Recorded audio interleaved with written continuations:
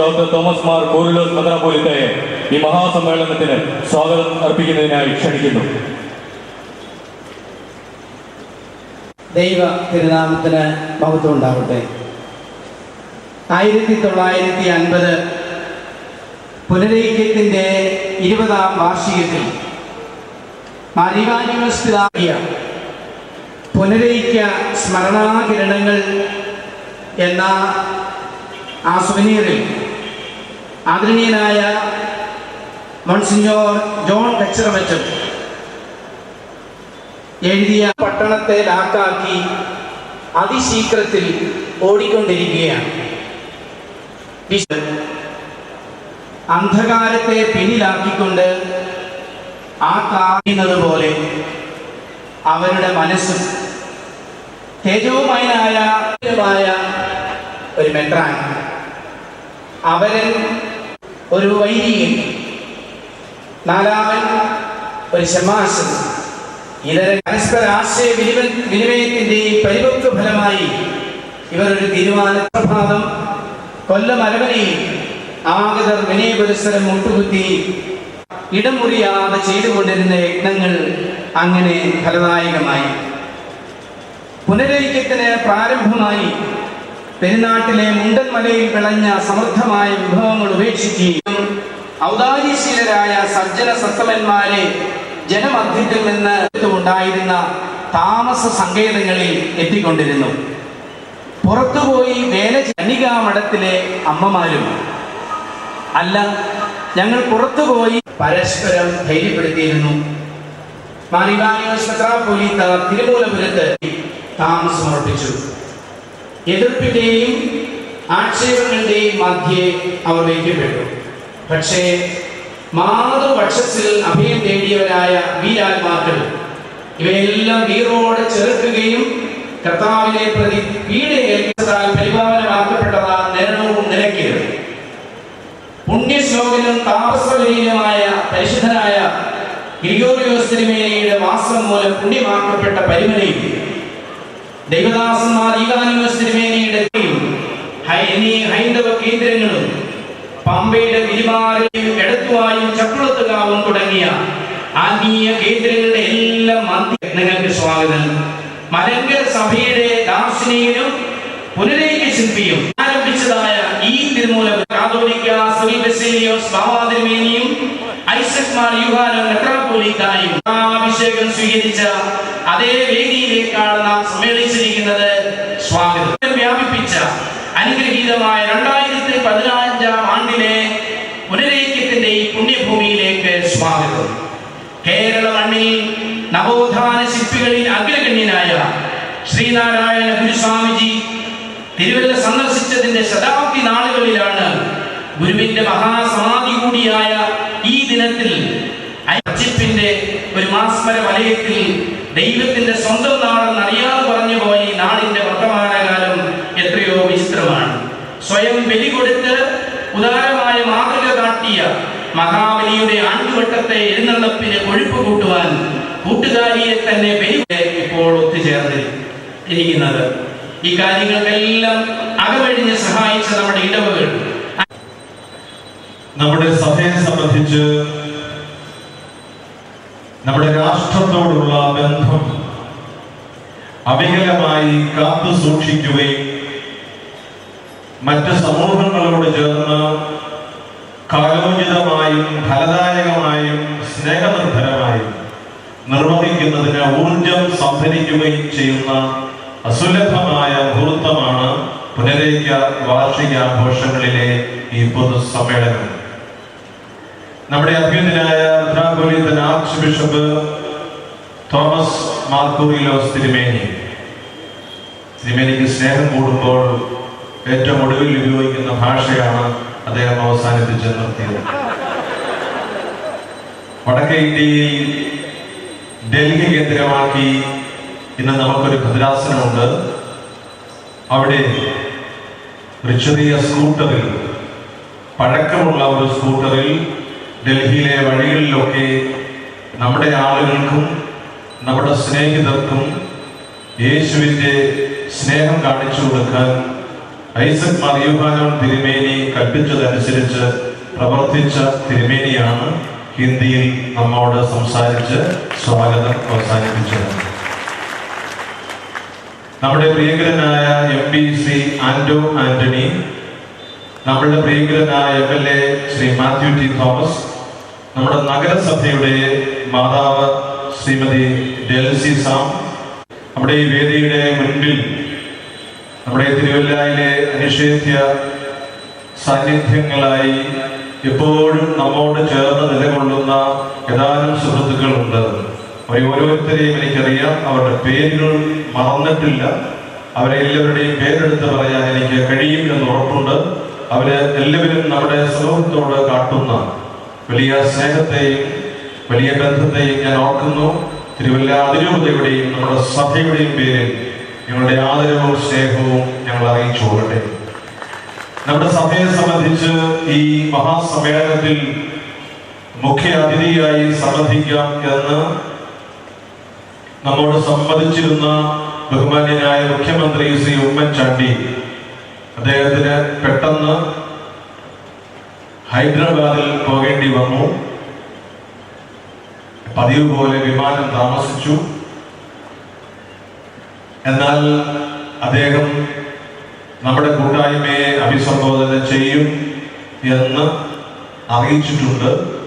മുഖ്യമന്ത്രിയുടെ തിരക്ക് നമുക്കറിയാം. അദ്ദേഹത്തിന്റെ വലിയ മനസ്സ് നന്ദിയോടുകൂടി ഓർക്കുന്നു. ഇവിടെ വരുന്നതിന്, വരാമെന്ന് പറഞ്ഞതിനും ഇപ്പോഴും അതിനായി പ്രവർത്തിക്കുകയും ചെയ്യുന്നതിനുള്ള വലിയ സന്തോഷം അറിയിക്കുന്നു. നമ്മുടെ ഈ പുനരൈക്യ വാർഷികത്തിന്, ഈ സഭാ സംഗമത്തിന്, ഈ പൊതുസമ്മേളനത്തിന് പ്രത്യേകതയുണ്ട്. വിശുദ്ധ കുർബാന അർപ്പിച്ചു, വചന സന്ദേശം നൽകി, സഭാധ്യക്ഷൻ സഭാമക്കളോട് സഭയെക്കുറിച്ചും നമ്മുടെ രാജ്യത്തെക്കുറിച്ചും പറഞ്ഞു. ഇപ്പോൾ നമ്മുടെ ഈ തിരുവല്ലയിൽ നാം സഭയായി ഈ പൊതുസമൂഹത്തോട് ചേർന്ന് ഈ നാടിന് നാം എന്ത് നൽകണമെന്ന് ആലോചിക്കുന്ന സന്ദർഭമാണ്. നമ്മുടെ രാജ്യം, നമ്മുടെ സഭയെന്ന് വളരെ ആലോചനയോടുകൂടി നമ്മുടെ സഭയിലെ മുതിർന്നവര് ഒരു പ്രമേയം മുൻപോട്ട് വെച്ചത് നാം ജീവിക്കുന്നതിനുള്ള പ്രതിജ്ഞയെടുക്കുന്ന സന്ദർഭം കൂടിയാണ്. അഭിനന്ദനായ കൊറിലോസ് മെത്രാപ്പൊലീത്ത തിരുമേനി ഇവിടെ സൂചിപ്പിക്കുകയുണ്ടായി. ഈ പുനരൈക്യ വാർഷികത്തിന് ധാരാളം പ്രത്യേകതകളുണ്ട്.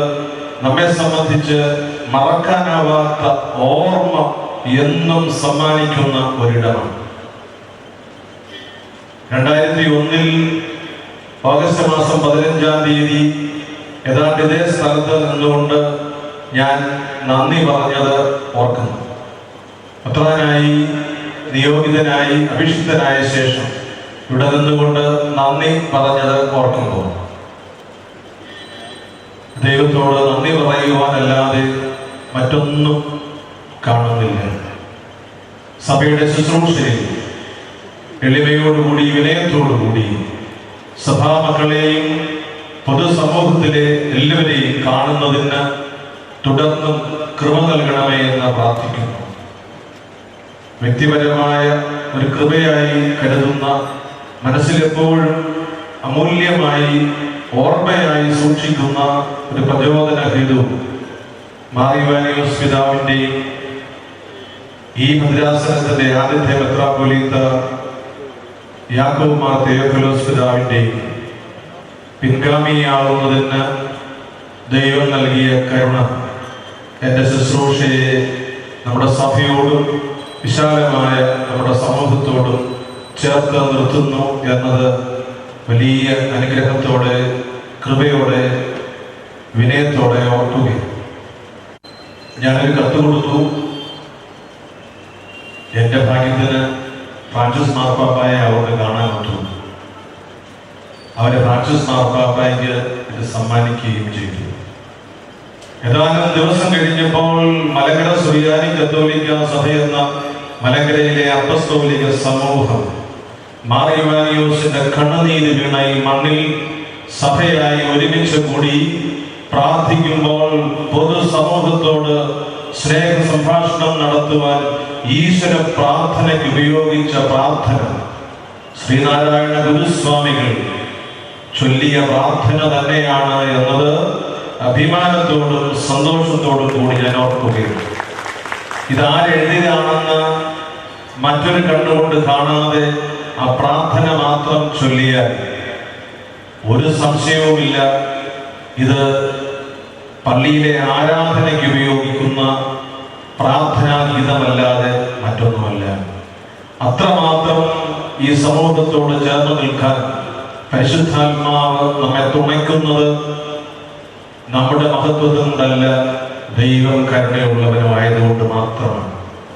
ഇവിടെ ഞാൻ സൂചിപ്പിച്ചതുപോലെ നമ്മുടെ NSSന്റെയും SNDPയുടെയും ഈ പ്രദേശത്തെ കരയോഗങ്ങൾ നമ്മെ ആദരിക്കുന്നതിന് ഇവിടെ ആർച്ച് പുനരേക്യ വാർഷികത്തിന് ആശംസകളെന്ന് എഴുതി നമ്മുടെ നായർ സമുദായത്തിലെയും ഈഴവ സമൂഹത്തിലെയും മക്കൾ സഹോദരങ്ങൾ നമ്മെ സ്നേഹത്തോടു കൂടി പ്രോത്സാഹിപ്പിച്ചു എങ്കിൽ അത് നമ്മുടെ ബലമല്ല, പരമകാരുണികനായ ദൈവം നമ്മുടെ മണ്ണിൽ പുലർത്തുവാൻ ആഗ്രഹിക്കുന്ന സമാശ്ലേഷണത്തിന്റെയും സർവമത സമഭാവനയുടെയും ആത്മീയത നിലനിർത്തേണ്ടുന്നതിന്റെ ആവശ്യകത നമ്മെ പഠിപ്പിക്കുന്നതിന് വേണ്ടി മാത്രമാണ്.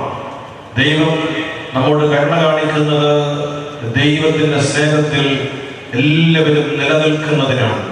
ഈ മഹാസമ്മേളനത്തിൽ സംബന്ധിക്കുന്ന നമ്മുടെ സഭയുടെ സ്നേഹിതരും സുഹൃത്തുക്കളുമായ രാഷ്ട്രീയ നേതാക്കന്മാരുണ്ട്, സാമുദായിക നേതാക്കന്മാരുണ്ട്, നഗരസഭയുടെ മുൻ അധ്യക്ഷന്മാരുണ്ട്, നഗരസഭയുടെ ഇപ്പോഴത്തെ മാതാവുണ്ട്, നമ്മുടെ ഈ വേദിയിൽ സന്നിഹിതരായിരിക്കുന്ന ജനപ്രതിനിധികളുണ്ട്. മുഖ്യമന്ത്രി അല്പസമയത്തിനുള്ളിൽ ഇവിടെ അല്ലെങ്കിൽ മറ്റൊരു സ്ഥലത്ത് വെച്ച് നമ്മെ അഭിസംബോധന ചെയ്യുന്നുണ്ട്. ഇതെല്ലാം നമുക്ക് നൽകുന്ന വലിയ ഒരു കരുതൽ. അനന്തപുരിയുടെ ശുശ്രൂഷയിൽ നമ്മുടെ സഭാധ്യക്ഷന്മാർ അനന്തപുരിയിൽ നിന്ന് കേരളത്തിന്റെ മനസാക്ഷിയോട് സംവേദിക്കുകയും എല്ലാവരോടും ചേർന്ന് ഈ സമൂഹത്തിന്റെ പുരോഗതിക്ക് വേണ്ടി പ്രാർത്ഥിക്കുകയും പ്രവർത്തിക്കുകയും ചെയ്യുമ്പോൾ നമുക്ക് ലഭിക്കുന്ന അത്യപൂർവമായ ഒരു പിൻബലമുണ്ട്, വലിയ ബന്ധത്തിന്റെ ആശ്ലേഷണമുണ്ട്. അത് ഈ സഭയ്ക്ക് കരുത്താണ്. അത് ഈ സഭയുടെ ബലഹീനതയല്ല, ഈ സഭയുടെ കരുത്താണ്. വർക്കലയിലും പെരുന്നയിലും പാണക്കാട്ടും കയറി ചെല്ലുവാനും അവിടെയുള്ളവർ നമ്മുടെ ഭവനങ്ങളിൽ വരുവാനും സാധിക്കുന്നത് നമ്മുടെ വലിയ ദൈവകൃപയാണെന്ന് ഞാൻ പൂർണ്ണമായി വിശ്വസിക്കുന്നു. അത് ദൈവം നമ്മുടെ ജനത്തോടും സഭയോടും കാട്ടുന്ന കരുണയാണ്. ഇവിടെ പ്രത്യേകമായ ഒരു കാര്യം ഓർമ്മിക്കപ്പെടുന്നു. 15 വർഷം കഴിയുമ്പോൾ മലങ്കരയിലെ പുനരേക്യ പ്രസ്ഥാനത്തിന് 100 വയസ്സാകും. അതിന്റെ 15 വർഷത്തെ തീവ്രമായ ആത്മീയമായ ഒരുക്കം ഇവിടെ തുടങ്ങുകയാണ്. തുടങ്ങുമ്പോൾ അഭിവന്യ ആർച്ച് ബിഷപ്പ് കൂറിലോസ് തിരുമേനി കഴിഞ്ഞ വർഷം ആരംഭത്തിൽ തന്നെ പറഞ്ഞു, ആർഭാടങ്ങളെല്ലാം ഒഴിവാക്കി ഒരു പുതിയ ശൈലിയിൽ ഈ വാർഷിക ആഘോഷങ്ങൾ ക്രമീകരിക്കാൻ ആഗ്രഹിക്കുന്നു. ഇവിടെ ആർഭാടം എന്തെങ്കിലും ഉണ്ടോ എന്ന് അറിഞ്ഞുകൂടാ, നോക്കിയിട്ട് കാണുന്നില്ല. സകല ആർഭാടങ്ങളും ഒഴിവാക്കി നമ്മളൊരു പുതിയ ശൈലിയിലേക്ക്, സമർപ്പണത്തിലേക്ക് പ്രവേശിക്കും. എന്നാൽ കൂട്ടിച്ചേർത്ത കുറേയേറെ കാര്യങ്ങളുണ്ട്. ഒരു സുവിശേഷ സന്ധ്യ നമ്മെ ഒരുമിപ്പിച്ച് കൂട്ടിയ അനുഭവമുണ്ട്. അതോടൊപ്പം തന്നെ ഇവിടെ പുതിയ ചില പദ്ധതികൾക്ക് തുടക്കം കുറിക്കും. ബഹുമാന്യനായ ഡേവിഡ് ചിറമേലച്ചൻ ഇവിടെ സന്നിഹിതനാണ്.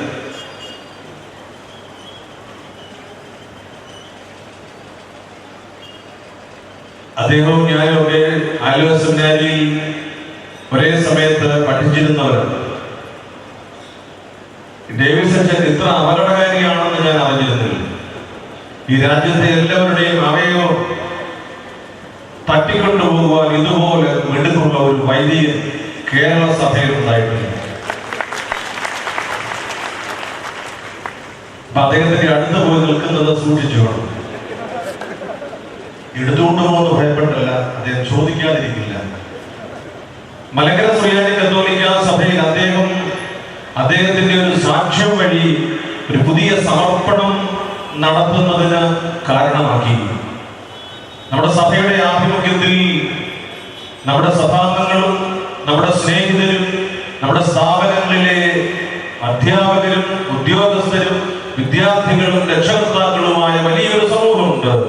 ഇവരെ എല്ലാവരെയും ഒരുമിച്ച് നിർത്തി 1,00,000 പേരുടെ ഒരു സമ്മതം എൻ്റെ ഏറ്റവും വിലപ്പെട്ട ജീവിതത്തിൻ്റെ സന്തോഷമായിരുന്നു.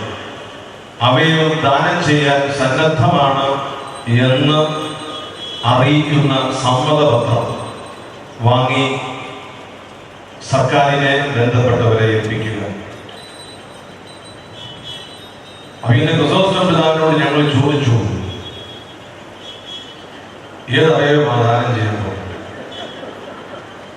പിന്നെ പറഞ്ഞു, അത്യാവശ്യമുള്ളത് എടുത്തോട്ടെ.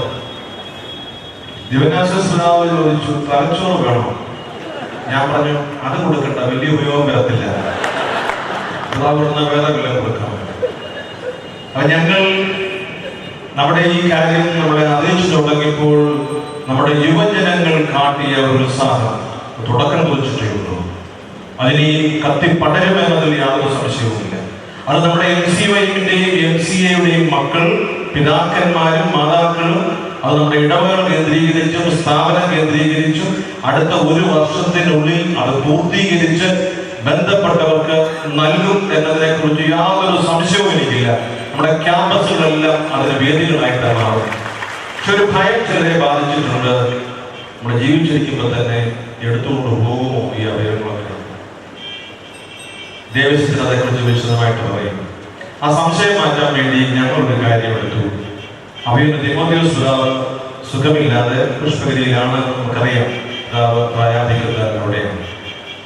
ബാക്കി ഉള്ള നമ്മുടെ സഭയിലെ എല്ലാ പിതാക്കന്മാരും ഞാൻ ഉൾപ്പെടെ ഉള്ളവര് അവയവദാനത്തിന്റെ സമ്മതിപത്രം ഒപ്പിട്ട് ഇന്ന് മുഖ്യമന്ത്രിയെ ഏൽപ്പിക്കുകയാണ്. അതൊരു സൂചനയാണ്. അതായത് നമുക്ക് ഈ സമൂഹത്തിൽ ഒരു പ്രിയപ്പെട്ട മകളുടെ കാര്യം ഇവിടെ സൂചിപ്പിക്കുകയുണ്ടായി. 2 പിഞ്ചു കുഞ്ഞുങ്ങൾ, അവരുടെ കാര്യം നോക്കിക്കൂടിയാണ് ഈ മകൾ ചെയ്തതെന്ന് ബോധ്യം. ആപൽഘട്ടത്തിൽ മാത്രം മനസ്സുകളെ സ്നേഹം കൊണ്ട് തുളുമ്പുന്നു. സ്നേഹം കൊണ്ട് തുളുമ്പുന്ന ഒരു അനുഭവമുള്ള മാത്രമേ ഇക്കാര്യം ചെയ്യാൻ കഴിയൂ. ജേക്കബ് സാർ എന്നെ ഏൽപ്പിച്ചത് പ്രസംഗം നിർത്തണം എന്നുള്ള ഒരു ഓർമ്മ നൽകുന്ന ഓർത്തമാണ്. അതോർത്താരും സന്തോഷിക്കുന്നതാണ്. ഞാൻ പറയാൻ ആഗ്രഹിച്ച കാര്യം, ഈ പ്രിയപ്പെട്ട മകൾക്ക് ഈ ശക്തി എവിടെ നിന്നാണ്? ഈ അവയവം ദാനം ചെയ്യണമെന്നുള്ള ആഗ്രഹം എവിടെ നിന്നാണ്? അത് സർവേശ്വരിൽ നിന്നല്ലെങ്കിൽ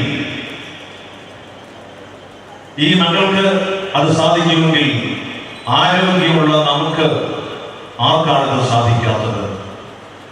തിരുവല്ല തിരുവത ഈ പുനരേക്ക വാർഷിക ആഘോഷങ്ങളിൽ വ്യത്യാസപ്പെട്ട കൂട്ടിച്ചേർക്കലുകൾ നടത്തിയപ്പോ മഹത്തായ ഒരു ജീവകാരുണ്യ പദ്ധതിക്ക് സഭയെ മുഴുവൻ പ്രചോദിപ്പിച്ചതിന് കാരണഭൂതമാകുന്ന വേദിയായി. അതുപോലെ തന്നെ ഹൃദയ സംബന്ധമായ തകരാറുള്ളവർക്ക് ശസ്ത്രക്രിയ നടത്തിക്കൊടുക്കുന്നതിന് 85 ആളുകൾ, അതുപോലെ ഡയാലിസിസ്, മറ്റ് ആരോഗ്യ ശുശ്രൂഷയിലെ പദ്ധതികൾ, ഭവന നിർമ്മാണം, വിവാഹ സഹായ പദ്ധതി. പ്രിയപ്പെട്ടവരെ, മലങ്കര സുറിയാനി കത്തോലിക്ക സഭ നമ്മുടെ പിതാക്കന്മാരുടെ ഈ ഭവനത്തിൽ വന്ന് പിരിഞ്ഞു പോകുമ്പോൾ ആയിരക്കണക്കിന് ആളുകൾ, പ്രത്യേകിച്ച് നമ്മുടെ സഭയ്ക്ക് പുറത്തുള്ള ദൈവമക്കൾ, സഹോദരങ്ങൾക്ക് അതിന്റെ ആത്മീയവും ജീവകാരുണ്യപ്രദവുമായ പ്രയോജനം ഉണ്ടാകുന്നെങ്കിൽ പരിശുദ്ധാത്മാവിന്റെ വെളിച്ചമല്ലാതെ ഇത് മറ്റെന്താണ്? നമുക്ക് ഉറച്ചു നിൽക്കാം, സന്തോഷമായി മുൻപോട്ട് പോകാം. വിഘടിതമായ ഒരു ചിന്തയും സഭയ്ക്കും ദേശത്തിനും ഗുണം ചെയ്യില്ല. നാമെല്ലാവരോടും ചേർന്ന് മുൻപോട്ട് പോകണം. നമ്മുടെ രാജ്യം ഇത് നമ്മുടെ രാജ്യമാണ്. നമ്മുടെ എന്ന് പറയുമ്പോൾ ഇവിടെ ഇരിക്കുന്ന നമ്മുടേത് എന്നല്ല ഞാൻ അർത്ഥമാക്കുക. നമ്മുടേത്, അവർ ഓൺ കൺട്രി. ലോകത്തിൽ നമ്മുടെ രാജ്യവും നമുക്ക് അവകാശപ്പെടാൻ ഇതല്ലാതെ മറ്റൊരു രാജ്യം ഈ ഭൂമുഖത്തില്ല. ഇത് ഭാരതീയന്റെ അഭിമാനം പകരുന്ന ഒന്നാണ്. ഇവിടെ ഹിന്ദുവും മുസൽമാനും ക്രിസ്ത്യാനിയും സിഖുകാരനും പാഴ്സിയും ജൈനമതക്കാരനും മതമില്ലാത്തവരും ദൈവത്തിൽ വിശ്വസിക്കുന്നവരും വിശ്വാസം ഏറ്റുപറയാത്തവരും ഒരുപോലെ സ്വന്തമായ ഒരു മണ്ണിൽ നമ്മൾ ജീവിക്കുന്നു. ഇതിന്റെ പൈതൃക അവകാശം ഒരു വിഭാഗത്തിനായി മാത്രം വിട്ടുകൊടുത്തിട്ടില്ല. അത് ഈ ഭാരതീയ ജനത വിട്ടുകൊടുക്കുകയുമില്ല. അതാണ് സത്യം.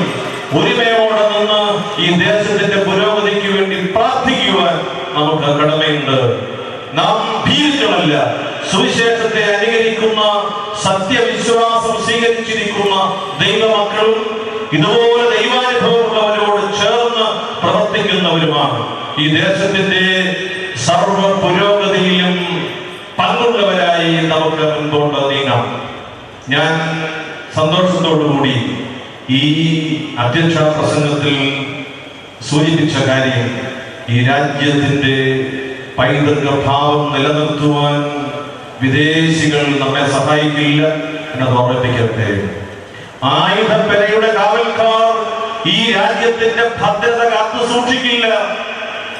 ബ്രിട്ടീഷുകാർ പറഞ്ഞിട്ട് പോയ, അടക്കം പറഞ്ഞ കാര്യം, മതത്തിന്റെ പേരിൽ, വിശ്വാസത്തിന്റെ പേരിൽ അവർ തമ്മിൽ തല്ലി ഇല്ലാതായി കൊള്ളും എന്ന് പറഞ്ഞതിന് വിരുദ്ധമായി ലോകത്തിന്റെ നെറുകയിൽ ത്രിവർണ്ണ പതാക പാടി പറക്കുന്ന ഒരു കാഴ്ച ലോകം കാണുമ്പോൾ, മതത്തിന്റെ പേരിൽ, സമുദായ ചിന്തയുടെ പേരിൽ ഈ പൈതൃക മാതാവിനെ, ഈ പൈതൃക രാജ്യത്തെ, ഭാരതത്തെ വെട്ടിമുറിക്കുന്നതിന് അനുവദിക്കുകയില്ലെന്ന് മാത്രമല്ല, നാം ഈ വൈവിധ്യത്തിലെ ഐക്യം, മുസൽമാനും ഹിന്ദുവും ക്രിസ്ത്യാനിയും ഒരുമയോടെ നിന്ന് രാജ്യത്തെ പടുത്തുയർത്തുന്നതിലെ അഭിമാനബോധം എന്നും പകരുന്നവരായി മുൻപോട്ട് പോകും എന്ന പ്രതിജ്ഞ എടുത്തുകൊണ്ട് നാം 85-ാം പുനരൈക്യ വാർഷികത്തിന് സമാപനം കുറിക്കുകയും പുനരൈക്യ ശതാബ്ദിയുടെ ഒരുക്കത്തിന്റെ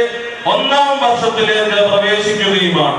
പുനരൈക്യ വാർഷികത്തിന്റെ 1-ാമത്തെ ഒരുക്ക വർഷം നമ്മൾ ആരംഭിക്കുന്നത് നമ്മുടെ സഭയുടെ ഏറ്റവും വാത്സല്യവും സ്നേഹവും സാന്നിധ്യവും പരിഗണനയും ആഗ്രഹിക്കുകയും സത്യമായി അത് ആവശ്യമായിരിക്കുകയും ചെയ്യുന്ന പുത്തൂർ ഭദ്രാസനത്തിലാണ്.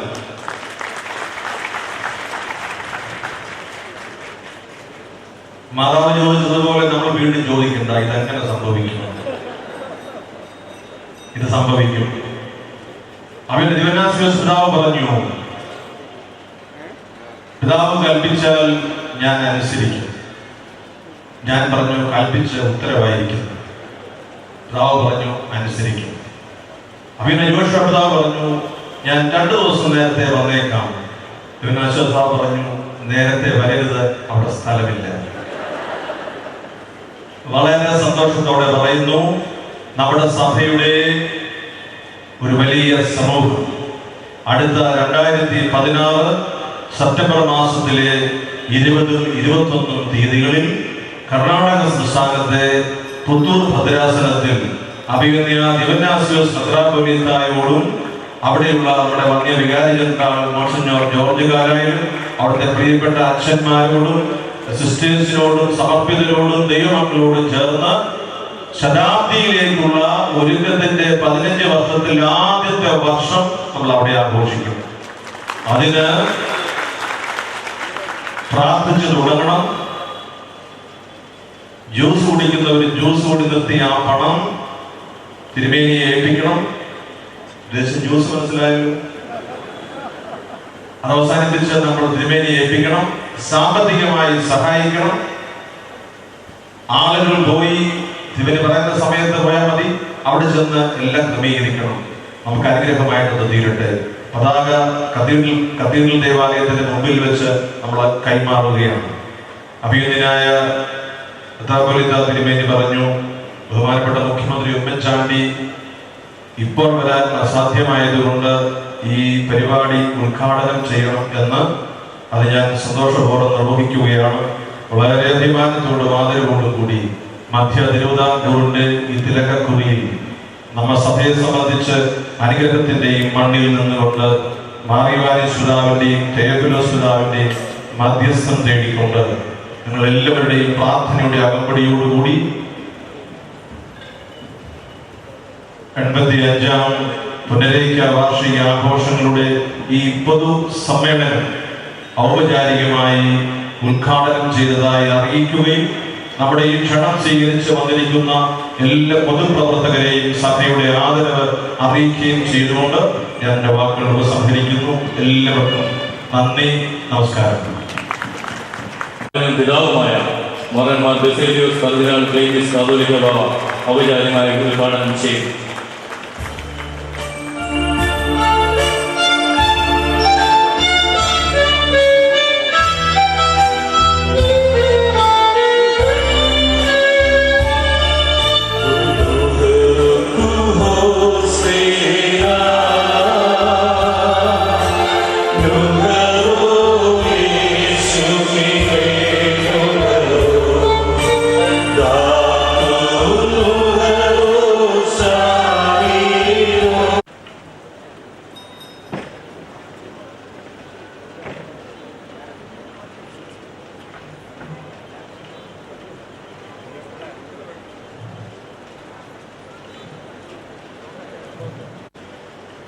മലങ്കര സുറിയാനി കത്തോലിക്ക സഭ 85ാം പുനരേക്ക വാർഷികവും സഭാ സംഗമവും നടത്തുമ്പോൾ അതിൽ പങ്കെടുക്കാൻ കഴിയുന്ന അനുഗ്രഹീതമായ ഈ നിമിഷത്തിനായി പ്രത്യേകമായി ഞാൻ നന്ദി പറയട്ടെ.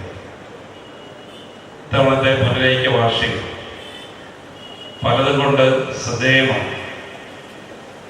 ഇത്തവണത്തെ പുനരേക്ക വാർഷികത്തിൽ എല്ലാ ആർഭാടങ്ങളും ഒഴിവാക്കി കരുണയുടെ വറ്റാത്ത ഒരു ഉറവയാണ് ഈ സഭയിൽ നിന്നും സമൂഹത്തിൽ നിന്നും ഇന്ന് പ്രവഹിക്കുന്നത്. നിന്നെ പോലെ നിന്റെ അയൽക്കാരനെ സ്നേഹിക്കുക എന്നുള്ള യേശുവിന്റെ വലിയ വചനം ഹൃദയത്തിൽ ഉൾക്കൊണ്ട്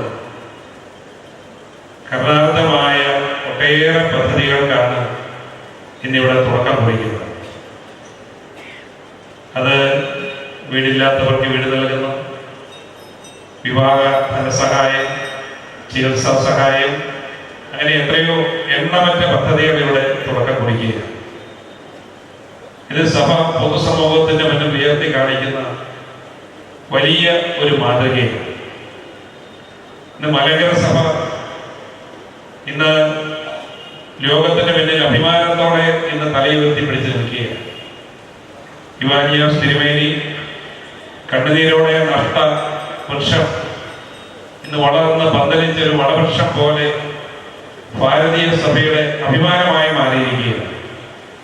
ഇന്ന് ഈ സഭയെ നയിക്കുന്ന അഭിമന്യ കർദിനാൾ തിരുമേനി ഇന്ന് കത്തോലിക്ക സഭയുടെ രാജകുമാരനായി ലോകമറിയുന്ന ഒരു വലിയ വ്യക്തിത്വമായി മാറുമ്പോൾ ഭാരതീയ സഭ അഭിമാനത്തോടെ അത് നോക്കിക്കാണുകയാണ്.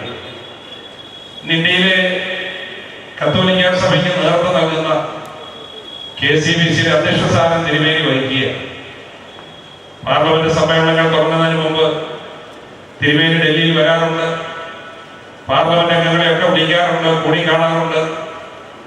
പൊതുസമൂഹത്തിന് വേണ്ടി ഞങ്ങൾ ചെയ്യേണ്ട കാര്യങ്ങളെ കുറിച്ച് കൃത്യമായി ഞങ്ങളോട് പറയാറുണ്ട്.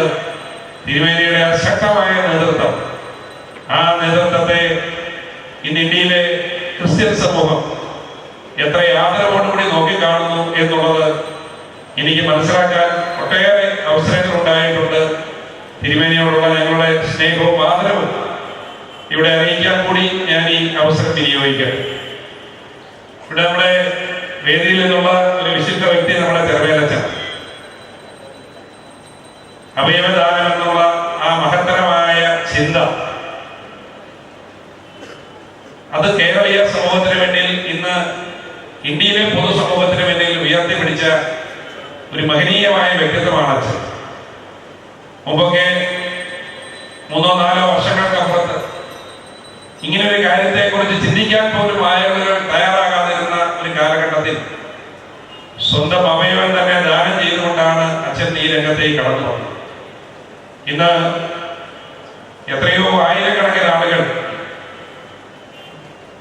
അച്ഛൻ പകർന്നു കൊടുത്ത ചിന്ത കൊണ്ട് ജീവിതത്തിലേക്ക് മടങ്ങി വരുന്നു എന്നുള്ളത് കാണുമ്പോൾ സമൂഹത്തിൽ എത്രയോ വലിയൊരു മാതൃകയാണ് അച്ഛൻ കാഴ്ചവെച്ചത്.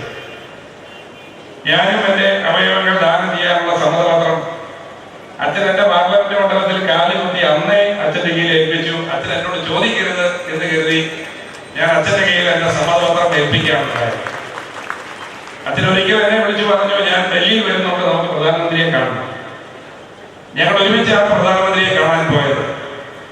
അച്ഛൻ എന്താണ് താൻ ചെയ്യുന്ന പ്രവർത്തനങ്ങൾ എന്നുള്ളത് വിശദീകരിക്കാൻ തുടങ്ങിയപ്പോൾ പ്രധാനമന്ത്രി ഡോക്ടർ മൻമോഹൻ സിംഗ് അദ്ദേഹം അച്ഛനെ തൊട്ട് തടസ്സപ്പെടുത്തിയിട്ട് പ്രധാനമന്ത്രി തന്നെ അച്ഛനോട് പറഞ്ഞു, അച്ഛൻ ചെയ്യുന്ന കാര്യങ്ങൾ അത് രാജ്യം വളരെ ആദരവോടുകൂടി നോക്കിക്കാണുന്നു. ഞാൻ അതേക്കുറിച്ച് വളരെ കാര്യമായി പഠിച്ചിരിക്കുന്നു. അച്ഛൻ കാണിക്കുന്ന ഈ മാതൃക ഇന്ത്യയിലെ പൊതുസമൂഹം ആദരവോടെയാണ് കാണുന്നത് എന്ന് പ്രധാനമന്ത്രി പറഞ്ഞപ്പോൾ രാജ്യം എത്ര താല്പര്യത്തോടു കൂടിയാണ് അച്ഛൻ ഏറ്റെടുത്ത് നടപ്പാക്കുന്ന ഈ നല്ല പ്രവർത്തനങ്ങളെ നോക്കിക്കാണുന്നത് എന്നുള്ളത് ഞാൻ ഓർക്കുകയാണ്. നീ പുനരേക്ക സമ്മേളനവുമായി ബന്ധപ്പെട്ട് യുവാക്കൾക്ക് വലിയൊരു പ്രചോദനമാണ് കർദിനാൾ തിരുമേനി ഇവിടെ പകർന്നു നൽകുന്നത്. യുവസമൂഹമാണ് സഭയുടെ ഏറ്റവും വലിയ സമ്പത്ത്. അവരെയാണ് നാളെ സഭയും സമൂഹത്തെയും നയിക്കേണ്ടത് എന്നുള്ള വലിയ കാഴ്ചപ്പാട് ഈ സമ്മേളനത്തിന്റെ ആ മൊത്തത്തിലുള്ള ഒരു പ്രവർത്തനം അവലോകനം ചെയ്യുമ്പോൾ അത് മനസ്സിലാക്കിയെടുക്കാൻ കഴിയും. ഇന്നിവിടെ തിരുവേലിയുടെ പ്രസംഗത്തിൽ ഏറ്റവും ഊന്നൽ കൊടുത്തത് പൊതുസമൂഹവുമായിട്ടുള്ള നല്ല ബന്ധത്തിലാണ്. നമ്മുടെ രാജ്യം നൂറ്റാണ്ടുകളായി കാത്തുപരിപാലിക്കുന്ന മതസൗഹാർദ്ദമല്ല, മതേതരത്വമല്ല, അമൂല്യമായ സങ്കല്പം. അതിന് പോരം വരുന്നതൊന്നും ഉണ്ടാകാൻ പാടില്ല എന്ന് മാത്രമല്ല, ആ സങ്കല്പത്തിന് കൂടുതൽ കരുത്ത് പകരാൻ, കൂടുതൽ കർമ്മനിരതമായി സഭയിലെ ഓരോ അംഗവും പ്രവർത്തിക്കണമെന്നുള്ള ആ വലിയ സന്ദേശം ഈ സമൂഹത്തിന് പകർന്നു നൽകിയത് എത്രയോ വലിയ ഒരു ചിന്തയാണ്, എത്രയോ മാതൃകാപരമാണ്. നമ്മുടെ രാജ്യം എത്രയോ മനോഹരമായ രാജ്യമാണ്. ലോകത്തെ രാജ്യങ്ങൾ പറവയെടുക്കുന്നത് ജാതിയുടെ പേരിൽ, മതത്തിന്റെ പേരിൽ, ഭാഷയുടെ പേരിൽ, സംസ്കാരത്തിന്റെ പേരിൽ. നമ്മുടെ രാജ്യമോ നൂറുകണക്കിന് ജാതികളും ഉപജാതികളും വർഗങ്ങളും വർണ്ണങ്ങളും ഭാഷകളും സംസ്കാരങ്ങളും എല്ലാം ചേർന്ന രാജ്യം.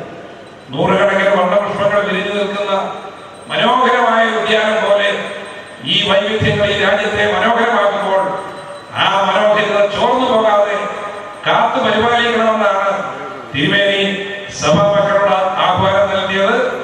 ആ ആഹ്വാനം ഈ സഭയുടെ ആ പ്രൗഢമായ ചിന്ത, നമ്മൾ കടന്നു വന്ന സംസ്കാരം, ആ പൈതൃകം ചോർന്നു പോകാതെ കാത്തു പരിപാലിക്കണമെന്നുള്ള മഹത്തരമായ ഒരു ചിന്തയാണ് പകർന്നു നൽകിയത്. ഞാൻ ആ സന്ദേശം കേട്ടപ്പോൾ എനിക്ക് വളരെയേറെ അഭിമാനം തോന്നി. ഇന്ന് നമ്മുടെ യുവസമൂഹം മദ്യത്തിലേക്കും മയക്കുമരുന്നിലേക്കും ഒക്കെ ആഴ്ന്നിറങ്ങാനുള്ള ഒരു ശ്രമം നടത്തുമ്പോൾ, ഇന്ന് ദൃശ്യമാധ്യമങ്ങളും വാർത്താമാധ്യമങ്ങളും ഒക്കെ നമ്മളെടുത്ത് നോക്കുമ്പോൾ അതിൽ കാണുന്ന പല സംഭവങ്ങളുടെയും മുന്നിൽ നമ്മുടെ യുവാക്കളുടെ മുഖങ്ങൾ കാണുമ്പോൾ അത് വേദനയോടുകൂടിയാണ് നമ്മളതിനെ നോക്കിക്കാണുന്നത്. മദ്യവും മയക്കുമരുന്നുമാണ് ഈ സമൂഹത്തെ വഴിതെറ്റിക്കുന്നതെന്ന് തിരിച്ചറിഞ്ഞ് ആ മദ്യത്തിനും മയക്കുമരുന്നിനുള്ള പോരാട്ടത്തിൽ ഏറ്റവും മുന്നിൽ നിന്ന് പ്രവർത്തിക്കുന്ന ഒരു സഭയാണ് മലങ്കര കത്തോലിക്ക സഭ എന്ന് നിസ്സംശയം പറയാൻ കഴിയും. കാരണം ഞാൻ ജനപ്രതിനിധി എന്ന നിലയിൽ ധാരാളം അത്തരം പ്രവർത്തനങ്ങളുമായി ബന്ധപ്പെട്ട് പങ്കുചേർന്നിട്ടുണ്ട്. ഒരു ജനപ്രതിനിധി എന്ന നിലയിൽ മദ്യത്തിനും മയക്കുമരുന്നിനെതിരെയുള്ള പ്രവർത്തനങ്ങളിൽ പാർലമെന്റിൽ വളരെ ശക്തമായ നിലപാടെടുത്തിട്ടുള്ള ഒരു വ്യക്തിയാണ്. പാൻമല മസാലയും കുടിക്കാൻ നിരോധിക്കണമെന്ന് ഇന്ത്യൻ പാർലമെന്റിൽ ആവശ്യപ്പെട്ട ഒരേ ഒരു അംഗം ഞാൻ തന്നെയാണ്. എനിക്കതിൽ ഉപഫലകമായ ചില കാര്യങ്ങളുണ്ടായിരുന്നു. ഇന്ത്യയിലെ 22 റീജിയണൽ ക്യാൻസർ സെന്ററുകൾ നടത്തിയ ഒരു പഠന റിപ്പോർട്ട്. ആ പഠന റിപ്പോർട്ടിൽ പറയുന്നത് ലോകത്തിലെ ഓറൽ ക്യാൻസറിന്റെ 86% ഇന്ത്യയിലാണ്. ഇന്ത്യയിലെ ഓറൽ ക്യാൻസറിന്റെ 90% പാൻ മസാലയും കുട്ടിയും ഉപയോഗിക്കുന്ന ആളുകളിലാണ് ഉണ്ടാകുന്നത്. ക്യാൻസർ മാത്രമല്ല, മാനസിക വിഭ്രാന്തി, ഇമ്പോർട്ടൻസി, ജനിതക വൈകല്യങ്ങൾ, അക്രമവാസന, ഇതെല്ലാം ഇതുണ്ടാക്കുന്നു. ദിനം പ്രതി ഇത് ഉപയോഗിക്കുന്ന ആളുകളുടെ എണ്ണം 18 കോടി ആളുകളാണ്.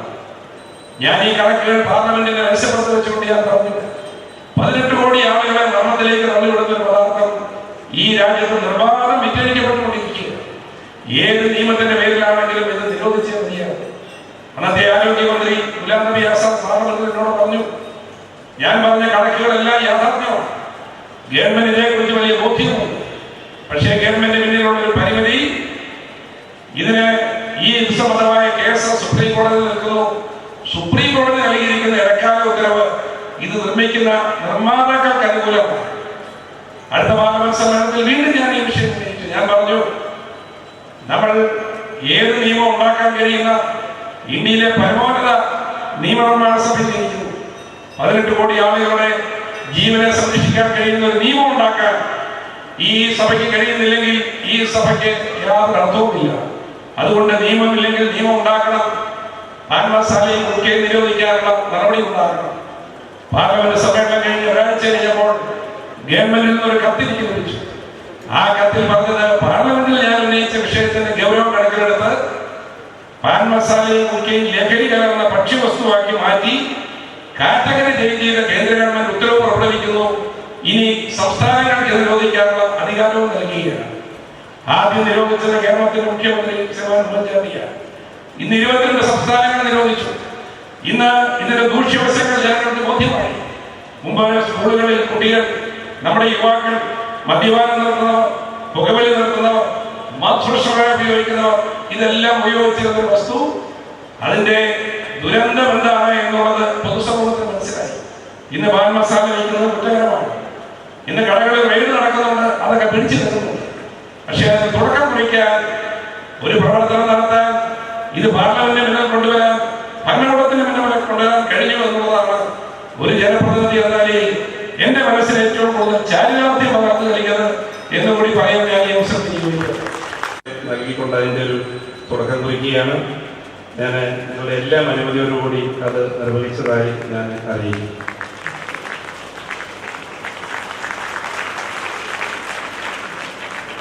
A token of appreciation and gratitude to Anthony MP, memorable presentation by His Excellency Most Reverend Dr. Philippos Mas Stephanos. 85ാം പുനരൈക്യ വാർഷികത്തിന് എല്ലാ ഭാവുകങ്ങളും ഞാൻ നേരുകയാണ്. 5 മിനിറ്റ് കൊണ്ട് പ്രസംഗം അവസാനിപ്പിക്കണമെന്നാണ് കൂർലോസ് തിരുമേനി എന്നോട് കൽപ്പിച്ചിരിക്കുന്നത്. 85 കൊല്ലങ്ങൾക്ക് മുമ്പ് ലോകപ്രകാരം അത്ര സുരക്ഷിതമല്ലാത്ത ഒരു നിലപാട് സ്വീകരിച്ചാണ് അഭിമന്യ ഇവാനിയോസ് തിരുമേനിയുടെ നേതൃത്വത്തിൽ പുനരൈക്യത്തിന് നാന്ദി കുറിക്കുന്നത്. 85 കൊല്ലം കഴിഞ്ഞ് തിരിഞ്ഞു നോക്കുമ്പോൾ ഇന്നൊരു വലിയ സമൂഹം അത് ശരി ആയിരുന്നു, അത് ശരിയുടെ പക്ഷത്തായിരുന്നു എന്ന് വിളിച്ചു പ്രഖ്യാപിക്കുക. സുരക്ഷിതത്വത്തിന്റെ വൽമീകങ്ങളിൽ നിന്ന് ലഭിച്ച വെളിച്ചത്തോട് നീതി പുലർത്താൻ വേണ്ടി സാഹസികമായി പരിക്കുകൾ ഏൽക്കാനുള്ള ഒരു തയ്യാറെടുപ്പോടുകൂടി പുതിയ കാൽപ്പാടുകൾ എടുത്തു വയ്ക്കാൻ ഈ ഘട്ടത്തിൽ നമ്മെ അഭിമന്യ ഇവാനിയോസ് തിരുമേനിയും പിൻഗാമികളും വെല്ലുവിളിക്കുക. ആധ്യാത്മികത നമ്മെ ഏറ്റവും നിസ്സംഗനായി നിഷ്ക്രിയനായി ഇരിക്കുന്ന ഒരു അവസ്ഥയിലേക്കല്ല നയിക്കേണ്ടത്.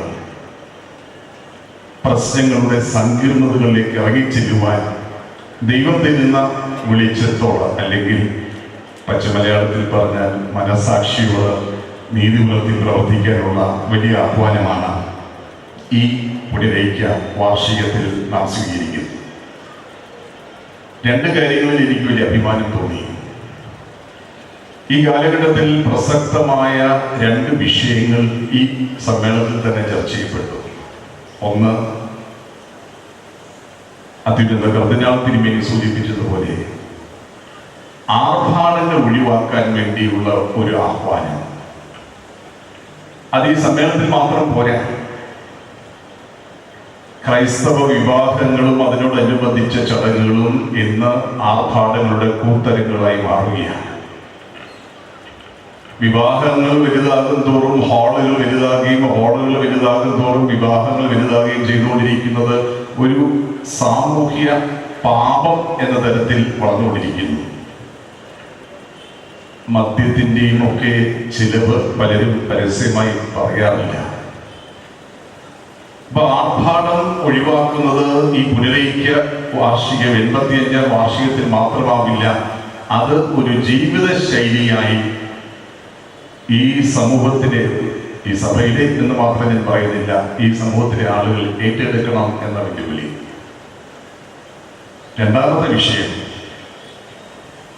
നാം എല്ലാവരും മതേതരത്വം പ്രസംഗിക്കുന്നവരാണ്. പ്രസംഗിക്കുമ്പോഴും നമ്മുടേത് മാത്രം എന്ന് അഭിമാനിക്കുന്ന ചില കാര്യങ്ങൾ നാം അങ്ങ് സൂക്ഷിച്ചു വെക്കാറുണ്ട്. ശ്രീനാരായണ ഗുരു രചിച്ച പ്രാർത്ഥനാ ഗാനത്തോടു കൂടി ഈ സമ്മേളനം ആരംഭിക്കുന്നു എന്ന് പറഞ്ഞാൽ മതേതര സമൂഹത്തോട് ആ ആദർശങ്ങൾ ഉയർത്തിപ്പിടിക്കുവാൻ ഞങ്ങൾ തുറന്ന മനസ്സുള്ളവരാണ് എന്ന് പ്രഖ്യാപിച്ചുകൊണ്ടാണ് ഈ സമ്മേളനം ആരംഭിക്കുന്നത്. അപ്പം കാലികമായ ചില പ്രശ്നങ്ങളോട് ക്രിയാത്മകമായി പ്രതികരിച്ചുകൊണ്ടാണ് ഈ സമ്മേളനം ആരംഭിച്ചത് എന്നെനിക്കറിയാം. അതിലെ എല്ലാ അഭിനന്ദനങ്ങളും അറിയിക്കാം. 4 മിനിറ്റായി എന്നിട്ട് ക്ലോക്ക് പറഞ്ഞു കഴിഞ്ഞു. 1 മിനിറ്റ് നിർത്താം. മൂന്നാമത്തെ വിഷയം ഈ അവയവദാനം. ചെറുവേൽ അച്ഛനുണ്ട്, ഞാൻ അത് ദീർഘിപ്പിക്കുന്നില്ല, 5 മിനിറ്റ് നിർത്താം.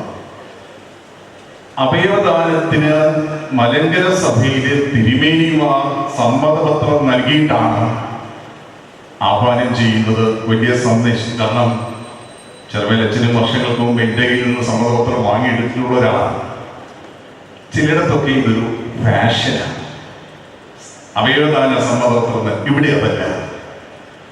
ഞാൻ വർഷങ്ങൾക്ക് മുമ്പ് ഒരു ദേവാലയത്തിൽ വെച്ച് അവയവദാനത്തെ പറ്റി സംസാരിച്ചപ്പോൾ ഒരു വൈദിക ശ്രേഷ്ഠൻ വേദശാസ്ത്രപരമായി അത് ശരിയല്ല എന്ന് എന്നോട് തർക്കിച്ചു. ഞാൻ വേദശാസ്ത്രം പറയാൻ ശേഷിയുള്ള ആളല്ലാത്തത് നിർത്തി. ഇവിടെ ഇതാ മലങ്കര സഭയുടെ അത്യുന്നത കർദിനാളടക്കം എല്ലാ തിരുമേനിമാരും അവയവദാനത്തിൽ പ്രഖ്യാപനം നടത്തുകയും സമ്മതപത്രം ഒപ്പിടുകയും ചെയ്തപ്പോൾ ഇനി വേദശാസ്ത്രപരമായ ഒരു പരിവേഷമൊന്നും വേണ്ട, മനുഷ്യനോടൊപ്പമാണ് ഈ സഭ, ഈ സമൂഹം എന്ന പ്രഖ്യാപനം ഇതിലെല്ലാം അനുമോദനം നേടുകയാണ്. അവയവദാനത്തോടൊപ്പം പ്രശ്നം ഈ അവയവം മാറ്റിവെക്കൽ ശസ്ത്രക്രിയക്കുള്ള ചെലവാണ്. വലിയ പ്രശ്നമാണ് ചില സ്ഥലങ്ങളിൽ. ഹൃദയം മാറ്റിവെക്കൽ ശസ്ത്രക്രിയ ഇപ്പോ കോട്ടയം മെഡിക്കൽ കോളേജിൽ നടന്നു. 1.5 ലക്ഷം രൂപയെ ചെലവായുള്ളൂ. 20-30 ലക്ഷം രൂപ സ്വകാര്യ ആശുപത്രി ചെലവ് നടത്താം. അപ്പൊ അങ്ങനെ ഈ ശസ്ത്രക്രിയക്ക് സഹായിക്കാനുള്ള ഒരു പദ്ധതിയാണ് ഇവിടെ ബഹുമാനപ്പെട്ട ആന്റോണി ഉദ്ഘാടനം ചെയ്തത്. എന്നെ ഏൽപ്പിച്ചിരിക്കുന്നത് ഡയാലിസിസ് നടത്താനുള്ള വൃക്ക രോഗികളെ സഹായിക്കാനുള്ള സഹായം ഉദ്ഘാടനം ചെയ്യാനാണ്. ഈ ഏറെ സന്തോഷത്തോടുകൂടി ഈ പുനരൈക്യ വാർഷിക സമ്മേളനത്തിന്റെ എല്ലാ അഭിവാദ്യങ്ങളും ആശംസകളും നടന്നുകൊണ്ട് ഡയാലിസിസ് സഹായ നിധിയുടെ ഉദ്ഘാടനം നിർവഹിച്ചതായി അറിയിക്കട്ടെ. നന്ദി, നമസ്കാരം.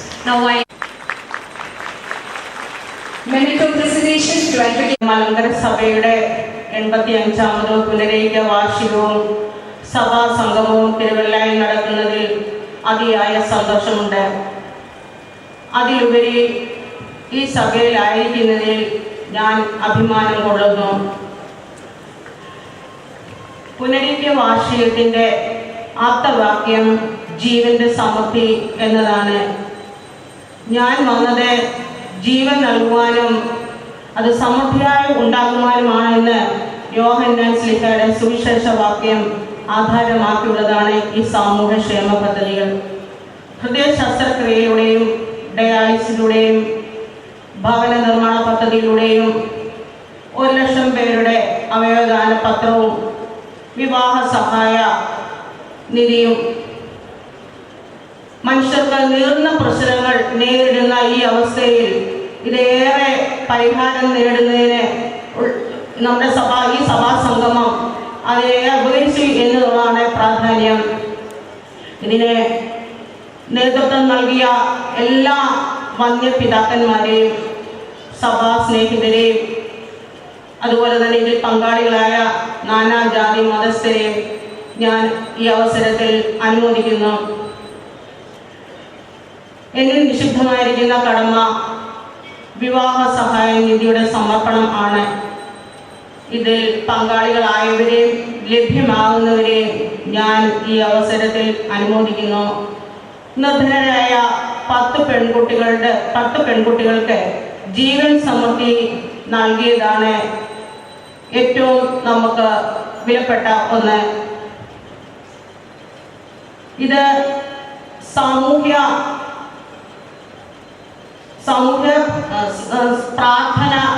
സംഗമത്തിൽ ഈ പ്രാർത്ഥനകൾ മാത്രമല്ല, സാമൂഹ്യ ക്ഷേമ പദ്ധതികൾ കൂടി ഉൾപ്പെടുത്തണമെന്ന് ഈ അവസരത്തിൽ ഞാൻ അറിയിക്കുന്നു. ഇങ്ങനെ എനിക്ക് ഒരു അവസരം നൽകിയതിൽ ഞാൻ ഇവിടുന്ന് നമ്മുടെ ബഹുമാനായ ആർച്ച് ബിഷപ്പ് തോമസ് മോർ കൂറിലോട് നന്ദി പറയുന്നു. അതുപോലെ വിവാഹ സഹായ നിധിയുടെ ഉദ്ഘാടനം നിർവഹിച്ചതായി പ്രഖ്യാപിക്കുന്നു. നന്ദി, നമസ്കാരം. ഇപ്പോൾ ശ്രീമതി നെൽസി സാമിന് കൊള്ളാണ്ടൂരിൽ തോമസ് കോർപ്പിസ്കോപ്പ ഇപ്പോൾ മേമറ്റം നൽകുന്നു.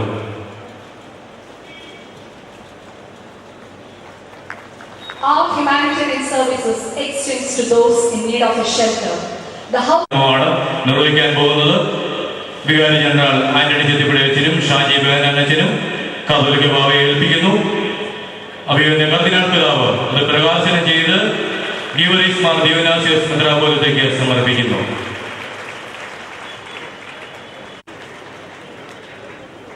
Thank you. By setting an example for universal brotherhood and compassion, he now enjoys the ultimate joy of having given life, the job only God can do. Now I cordially invite Reverend Dr. Davis Tirame, President of Kidney Federation of India, for the keynote address.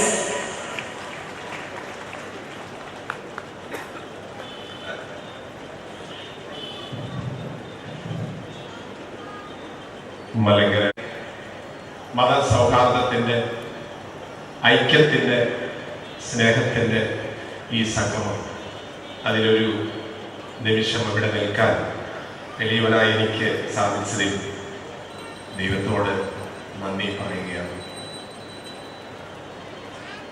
2012 September 2 നമ്മിൽ നിന്ന് കടന്നുപോയ APJ Abdul കലാമിൻ്റെ കയ്യിൽ മൃതസഞ്ജീവനി എന്ന് പറയുന്ന കേരള സംസ്ഥാനത്തെ അവയവദാനത്തിൻ്റെ പദ്ധതിയുടെ ആദ്യത്തെ സമ്മതപത്രം APJ അബ്ദുൽ കലാമിൻ്റെ കയ്യിൽ ഞാൻ കൊടുക്കുമ്പോൾ കാസർഗോഡ് തൊട്ട് തിരുവനന്തപുരം വരെ ഒരു യാത്ര എൻ്റെ മനസ്സിൽ അതിന് തുടക്കം കുറിച്ചത് എൻ്റെ സമ്മതപത്രം കൊടുത്തുകൊണ്ടാണ്. അതിൽ ഞാൻ എഴുതി, മരണശേഷം ഭാഗ്യമുണ്ടെങ്കിൽ എൻ്റെ അവയവങ്ങൾ മാത്രമല്ല എൻ്റെ ശരീരവും മെഡിക്കൽ കോളേജിൽ കുട്ടികൾ കീറി മുറിച്ച് പഠിച്ച് നല്ല ഡോക്ടർമാരാകട്ടെ, അങ്ങനെ അതുകൂടെ എഴുതിയിട്ടാണ് ഞാനത് കൊടുത്തത്. അത് വളരെയധികം സംവാദങ്ങളുണ്ടായൊരു അച്ഛനെ കിഡ്നി കൊടുക്കാൻ പറ്റുമോ, അല്ലെങ്കിൽ മരണശേഷ അവയവങ്ങൾ കൊടുക്കുന്നത്, നേരത്തെ മാത്യു ടി തോമസ് പറഞ്ഞതുപോലെ അവയവങ്ങൾ കൊടുക്കാൻ പറ്റുമോ, മനുഷ്യരുടെ നന്മയ്ക്ക് വേണ്ടി നമ്മുടെ ജീവിതത്തെ മാറ്റിവെക്കുമ്പോഴല്ലേ പ്രിയമുള്ളവരെ മനുഷ്യ ജന്മം സന്തോഷം കൊണ്ട് നിറയുകയാണ്. നേരത്തെ കർദിനാൾ തിരുമേനി പറഞ്ഞതുപോലെ ഡേവിസ് സിറമലസ് വലിയ അപകടകാരിയായ ഒരു മനുഷ്യനല്ല. പക്ഷേ എനിക്കിവിടെ അപകടം മണക്കുന്നുണ്ട്. കാരണം ഞാൻ പോയ എല്ലാ സ്ഥലത്തു നിന്നും പിതാവേ ദിവസങ്ങൾ കഴിയുമ്പോൾ എനിക്ക് ഫോൺ കോളുകൾ വരാറുണ്ട്. അതെന്താണെന്ന് ഞാനിപ്പോൾ പറയുന്നില്ല. കാരണം ഇവിടെ നിന്ന് ധാരാളം പേർക്ക് കിഡ്നി ദാനം ചെയ്യാൻ തയ്യാറാവുന്നതെന്ന് മുഖത്ത് നോക്കുമ്പോൾ തന്നെ എനിക്ക് മനസ്സിലാവുന്നുണ്ട്. കാരണം എവിടെ പോയാലും എനിക്ക് ഫോൺ കോളുകൾ വരും. ഞാൻ ആരോടൊന്നും ആവശ്യപ്പെടുന്നില്ല, പക്ഷെ എന്നെ വിളിക്കുകയാണ്. കൊച്ചോസേഫ് ചിറ്റപ്പള്ളി എന്ന് പറയുന്ന വ്യക്തിയെ ഞാൻ കണ്ടിട്ട് പോലും ഉണ്ടായിരുന്നില്ല. അദ്ദേഹം എന്നെ വിളിക്കുകയാണ്. ഇപ്പോൾ കത്തോലിക്ക സഭയിലെ 13 വൈദികരായി ജീവിച്ചിരിക്കുമ്പോൾ തന്നെ ദാനം ചെയ്തവര് 6 സന്യസ്തരായി കഴിഞ്ഞു. ഒരു 10, 60, 70 പേര് ഇന്നലെയും ഇതേ ഓഫീസിൽ വന്നിരിക്കുകയാണ്. ഞാൻ ജീവിച്ചിരിക്കുമ്പോൾ തന്നെ കിഡ്നി കൊടുക്കാൻ തയ്യാറാണ്. ഇതെല്ലാം ദൈവത്തിന്റെ വലിയ ഇടപെടലാണ് പ്രിയമുള്ളവരെ, വലിയ ഇടപെടലാണ്. ഈ കാലഘട്ടം ആവശ്യപ്പെടുന്ന സ്നേഹത്തിന്റെ സാക്ഷ്യമാണ്. ഈ കാലഘട്ടം ആവശ്യപ്പെടുന്ന സഹനത്തിന്റെ മൂല്യം ലോകം തിരിച്ചറിയണം. ഈ പുനരൈക്യത്തിൽ തന്നെ ഇവിടെ പിതാക്കന്മാർ വളരെ ആവശ്യത്തോടെ പറഞ്ഞില്ലേ, കണ്ണുനീർ തുള്ളികൾക്ക് വേദനകൾക്ക് അർത്ഥമുണ്ട് പ്രിയമുള്ളവരെ.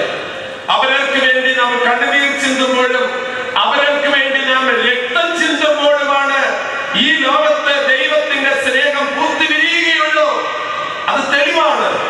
അത് ഇന്ന് ഈ ഐക്യത്തിൽ ഇവിടെ ഇരുന്ന എല്ലാ ഹൃദയങ്ങളും ആനന്ദത്തോടുകൂടെ ഓർക്കുമ്പോൾ അത് നമ്മുടെ ജീവിതത്തിന്റെ ഒരു സാക്ഷ്യമാകണം. പിതാവിടെ പറയുകയുണ്ടായില്ലേ, അവയവദാനം ഇന്ന് ഏറെ കൊച്ചു കുട്ടികളുടെ ഹൃദയത്തിൽ പോലും എത്തിക്കഴിഞ്ഞു. ഞാൻ ഇന്നലെ പൂത്തറയ്ക്കൽ എന്ന് പറയുന്ന ഒരു ഗ്രാമത്തിൽ, ആ ഗ്രാമമാണ് ആ ഇടവകയിലായിരുന്നു ഞാൻ വികാരിയച്ഛനായിട്ട് 3 വർഷം മുൻപിരുന്നത്. ആ ഗ്രാമമാണ് ഇന്ന് ലോകത്തിലെ സമ്പൂർണ്ണ അവയവദാന ഗ്രാമം, the first village in the world. ഇന്ന് ലണ്ടനിൽ നിന്ന് PhD എടുക്കുന്ന ഒരു വിദ്യാർത്ഥി 6 മാസമായി ആ ഗ്രാമത്തിൽ വന്ന് താമസിക്കുകയാണ്. ആ ഗ്രാമവാസികളെ പഠിക്കാൻ ലോകത്തിലെ the first village in the world കേരളത്തിലാണ്, ലിംക ബുക്ക് ഓഫ് റെക്കോർഡിലാണ്. അവിടെ അതിന്റെ ഒരു സ്മാരകത്തിന്റെ ശിലാകരണം നടത്തിയിട്ടാണ് ഞാൻ ഇവിടെ വന്നിട്ടുള്ളത്. നമ്മളെല്ലാം ദൈവത്തിന്റെ നിയോഗങ്ങളാണ്. അഭിമന്യ തിരുമേനി ലോകത്തിന്റെ നിയോഗങ്ങളാണ്. ഞാനും നിങ്ങളും ദൈവത്തിന്റെ നിയോഗങ്ങളാണ്. മനുഷ്യകുലത്തിന് നന്മ ചെയ്യാൻ സത്യമായിട്ടും പറയുമ്പോൾ അത് മരിക്കുമ്പോഴും നമ്മുടെ ജീവിതത്തിന് മൂല്യം കൊടുക്കാൻ സാധിക്കണം. യേശു ക്രിസ്തു മരിച്ചപ്പോഴാണ് ഈ ലോകം തിരിച്ചറിഞ്ഞത്, ദൈവത്തിന്റെ സ്നേഹം എന്താണെന്ന് തിരിച്ചറിഞ്ഞത്. കുരിശിൽ കിടന്നിട്ട് പറഞ്ഞു, പൊറുക്കണം, ഇവരോട് ക്ഷമിക്കണം. അതേ സഹോദരങ്ങളെ, തന്റെ ഭർത്താവിന്റെ മരണം ഞെട്ടിപ്പിക്കുന്ന വാർത്ത, തന്റെ തല പിളർന്ന് വേദനയോടുകൂടെ ആശുപത്രിയിൽ തുന്നിച്ചേർത്ത തലയോടുകളെ ചേർത്ത് വെച്ച് കിടക്കുമ്പോഴും തന്റെ പിഞ്ചു കുഞ്ഞുങ്ങളെ അടുത്ത് നിർത്തിയിട്ട് തന്റെ ഭർത്താവിന്റെ അവയവങ്ങൾ കൊടുക്കൂ എന്ന് പറയാൻ തിരുമേനിയോട് പറഞ്ഞില്ലേ? ആ സഹോദരി ഇന്ന് ഈ സമൂഹത്തിലുണ്ട്. നിങ്ങൾ കാണണം ആ സഹോദരിയെ. നമുക്ക് പഠിപ്പും അറിവും സമ്പത്തുമല്ല വേണ്ടത്, സ്നേഹത്തിന്റെ എരിവും അഗ്നിയുമാണ് പ്രിയമുള്ളവരെ ഉണ്ടാക്കേണ്ടത്. ആ സഹോദരി ഏത് മതത്തിൽപ്പെട്ടതാണെന്നല്ല നമ്മൾ ചിന്തിക്കേണ്ടത്, മനുഷ്യ സ്ത്രീയാണോ എന്നാണ് ചിന്തിക്കേണ്ടത്. തന്റെ ജീവിതത്തിൽ 2 കുഞ്ഞുങ്ങളെ ചേർത്ത് പിടിച്ച് ഇന്നും ആ കുഞ്ഞുങ്ങളെ ചേർത്ത് ആ സഹോദരി നടക്കുന്നു. മനുഷ്യരോട് പറയാൻ, കൊടുക്കട്ടോ നിങ്ങൾ എന്റെ ചങ്കിൽ ചേർത്ത് വെച്ച എന്റെ ഭർത്താവിന്റെ അവയവങ്ങൾ ഹൃദയം പറിച്ചു കൊടുത്തവളാണ് ആ സഹോദരി. കാണണം, നിങ്ങൾ കാണണ്ടേ? കാണണോ?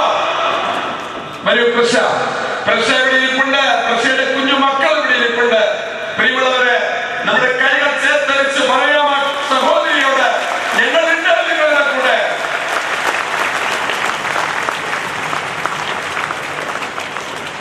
അവയുടെ പിതാവ് ഇപ്പോൾ പ്രശയ്ക്കും കുഞ്ഞുങ്ങൾക്കും സമ്മാനം നൽകുകയാണ്. നമ്മൾ കൈകളടിച്ച് സന്തോഷം പ്രകടിപ്പിക്കും.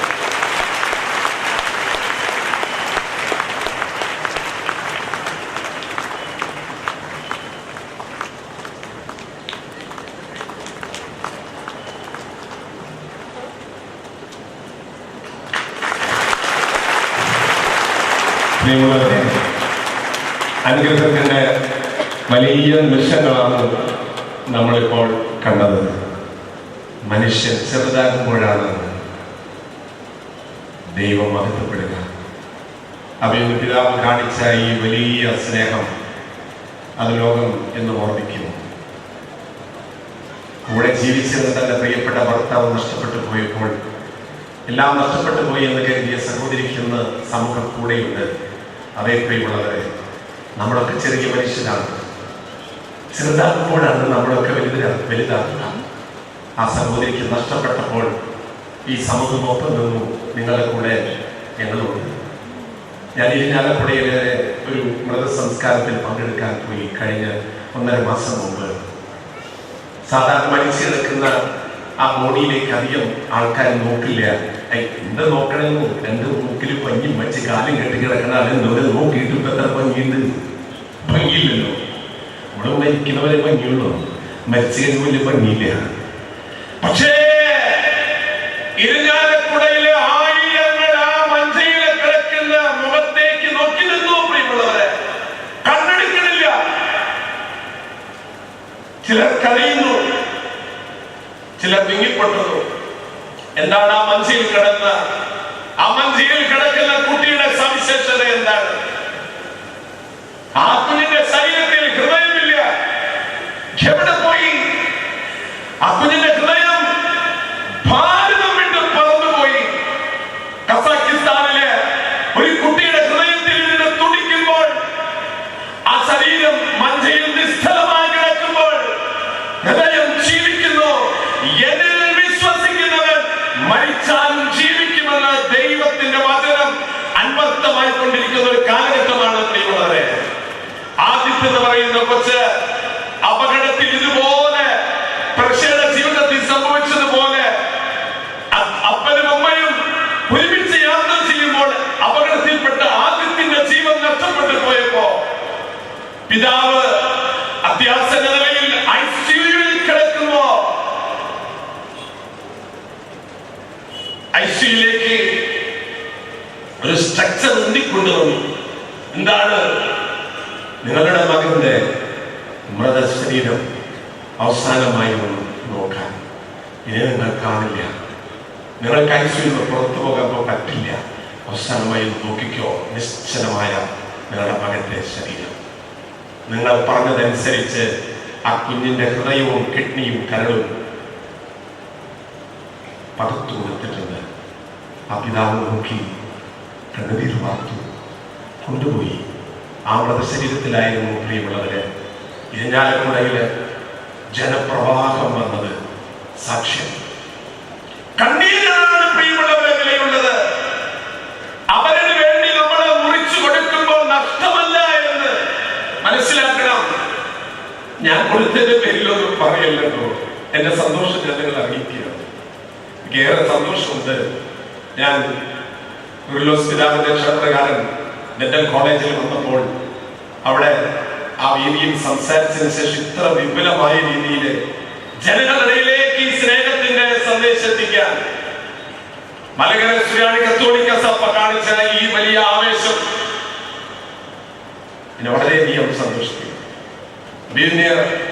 പിതാവിനോട് എനിക്കൊരു ആഗ്രഹമുണ്ട്, മാർപ്പാപ്പ കൂടെ ഈ സന്ദേശം ആഗോള ലോകത്തോടൊന്ന് പറഞ്ഞിരുന്നെങ്കിൽ ഒരു ഇന്ത്യക്കാരന്റെ ഹൃദയം പാകിസ്ഥാനിൽ ചെന്നിരിക്കട്ടെ, പാകിസ്ഥാന്റെ ഹൃദയം ഇന്ത്യയിൽ കടന്നു വന്നിരിക്കട്ടെ, അമേരിക്കക്കാരന്റെ ഹൃദയം ചൈനയിൽ ചെന്നിരിക്കട്ടെ, ലോകത്ത് സമാധാനം ഉണ്ടാകും. പ്രിയമുള്ളവരെ, എങ്ങനെ യുദ്ധം ചെയ്യാൻ പറ്റും?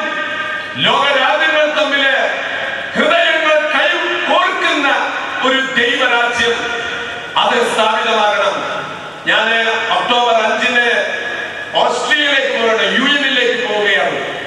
അവിടെയും ഈ വിഷയം അവതരിപ്പിക്കുകയാണ്. പ്രിയ സഹോദരങ്ങളെ, നമ്മളെ ചെറിയ മനുഷ്യരാണെങ്കിലും ദൈവത്തിന് നമ്മളെ കൊണ്ട് അത്ഭുതങ്ങൾ പ്രവർത്തിക്കാനായിട്ട് കഴിയും എന്നതിന്റെ തെളിവാണ് ഈ കാലഘട്ടം നമ്മെ പഠിപ്പിക്കുന്നത്. ഞാൻ അഹമ്മദാബാദിലേക്ക് അടുത്ത ദിവസം പോവുകയുണ്ടായി. അവിടെ അവയവദാനത്തെ കുറിച്ച് ഞാൻ പോകുന്നിടത്തൊക്കെ ചോദിക്കും. കാരണം ഇവരുടെ വേദനകൾക്ക് അറിയുന്ന ഒരു മനുഷ്യനാണ് ഞാൻ. കാസർഗോഡ് തിരുവനന്തപുരം വരെ ഞാൻ കിഡ്നി രോഗികളുടെ വീടുകളിൽ താമസിച്ചിട്ടുണ്ട്. കൃഷ്ണന്റെ വീട്ടിൽ ഞാൻ താമസിച്ചു. എന്തിന് ഞാൻ രാത്രി അവരുടെ വീടുകളിൽ താമസിച്ചു? അവരുടെ വേദനകളെ തിരിച്ചറിയാൻ. ഈ കാണുന്നത് പോലെയല്ല പ്രിയമുള്ളവരുടെ കുടുംബങ്ങൾ.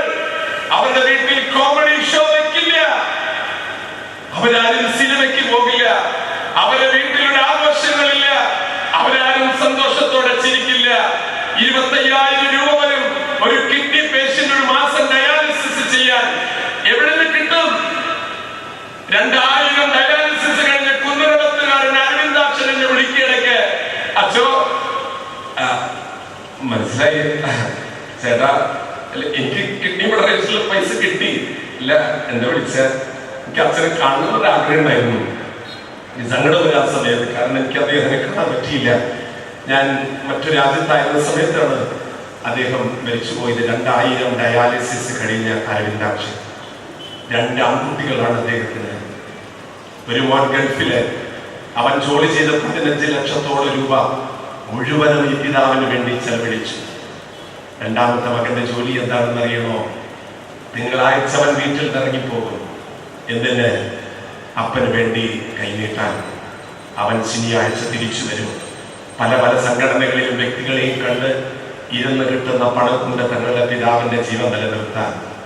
പ്രിയമുള്ളവരെ, എനിക്ക് നിങ്ങൾക്ക് ഈ രോഗം വന്നില്ലല്ലോ. രോഗം ഒരു പാപമല്ല കേട്ടോ. രോഗം ഒരു പാപമാണോ പ്രിയമുള്ളവരെ? കിഡ്നി രോഗികൾ എന്ത് തെറ്റ് ചെയ്തു? ക്യാൻസർ രോഗികൾ എന്ത് തെറ്റ് ചെയ്തു? ഹൃദ്രോഗികൾ എന്ത് തെറ്റ് ചെയ്തു? രോഗം ഒരു പാപമല്ല.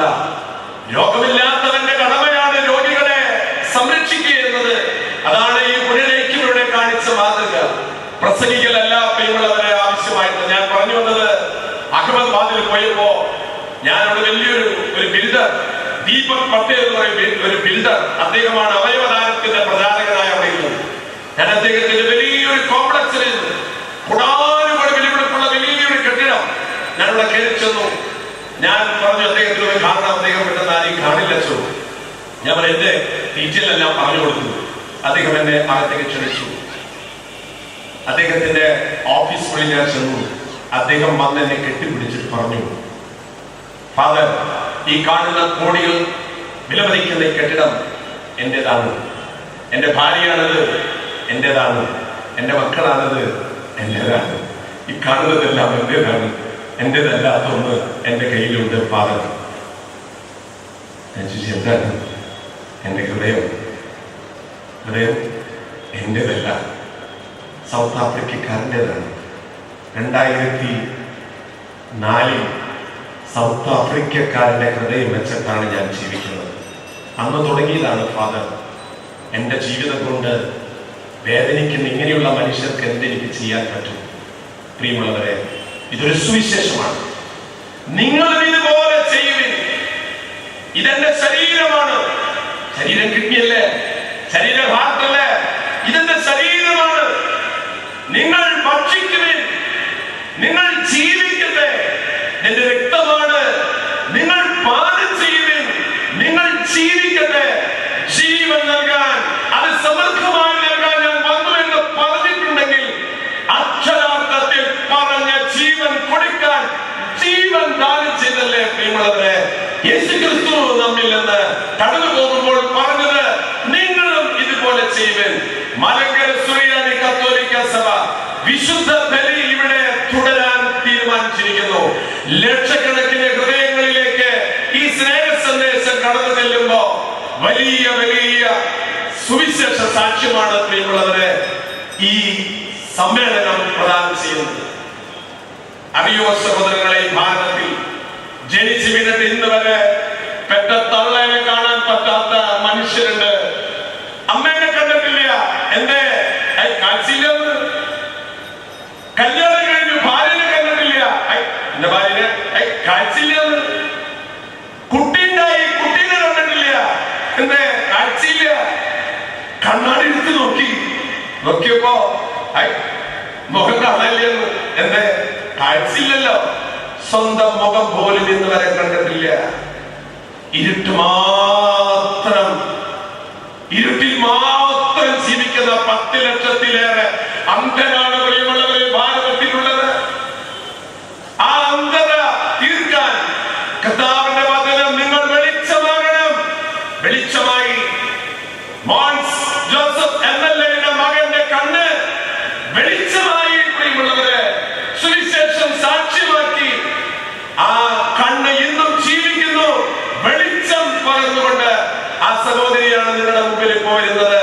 ഗോപിക, എരുമേലിയല്ല, ഗോപിക. നമുക്ക് കാണാം. ഗോപിക പ്ലീസ്. ഈ ഗോപികയുടെ മുഖത്തിരിക്കുന്ന കണ്ണ് മരിച്ചുപോയ 11 വയസ്സുകാരനായ ഇമ്മാനുവേലിന്റെ കണ്ണാണ് പ്രിയമുള്ളവരെ. ഈ കണ്ണ് സാക്ഷ്യമല്ലേത്?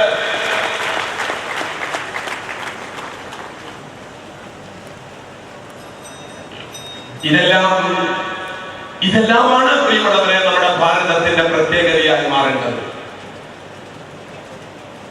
ആദ്യത്തിന്റെ ജീവിതം അവയവദാന പത്രം തരുന്നത്. ഞാനിപ്പോഴേ നിങ്ങളോട് പറയുന്നു, 10 വർഷം കഴിയുമ്പോൾ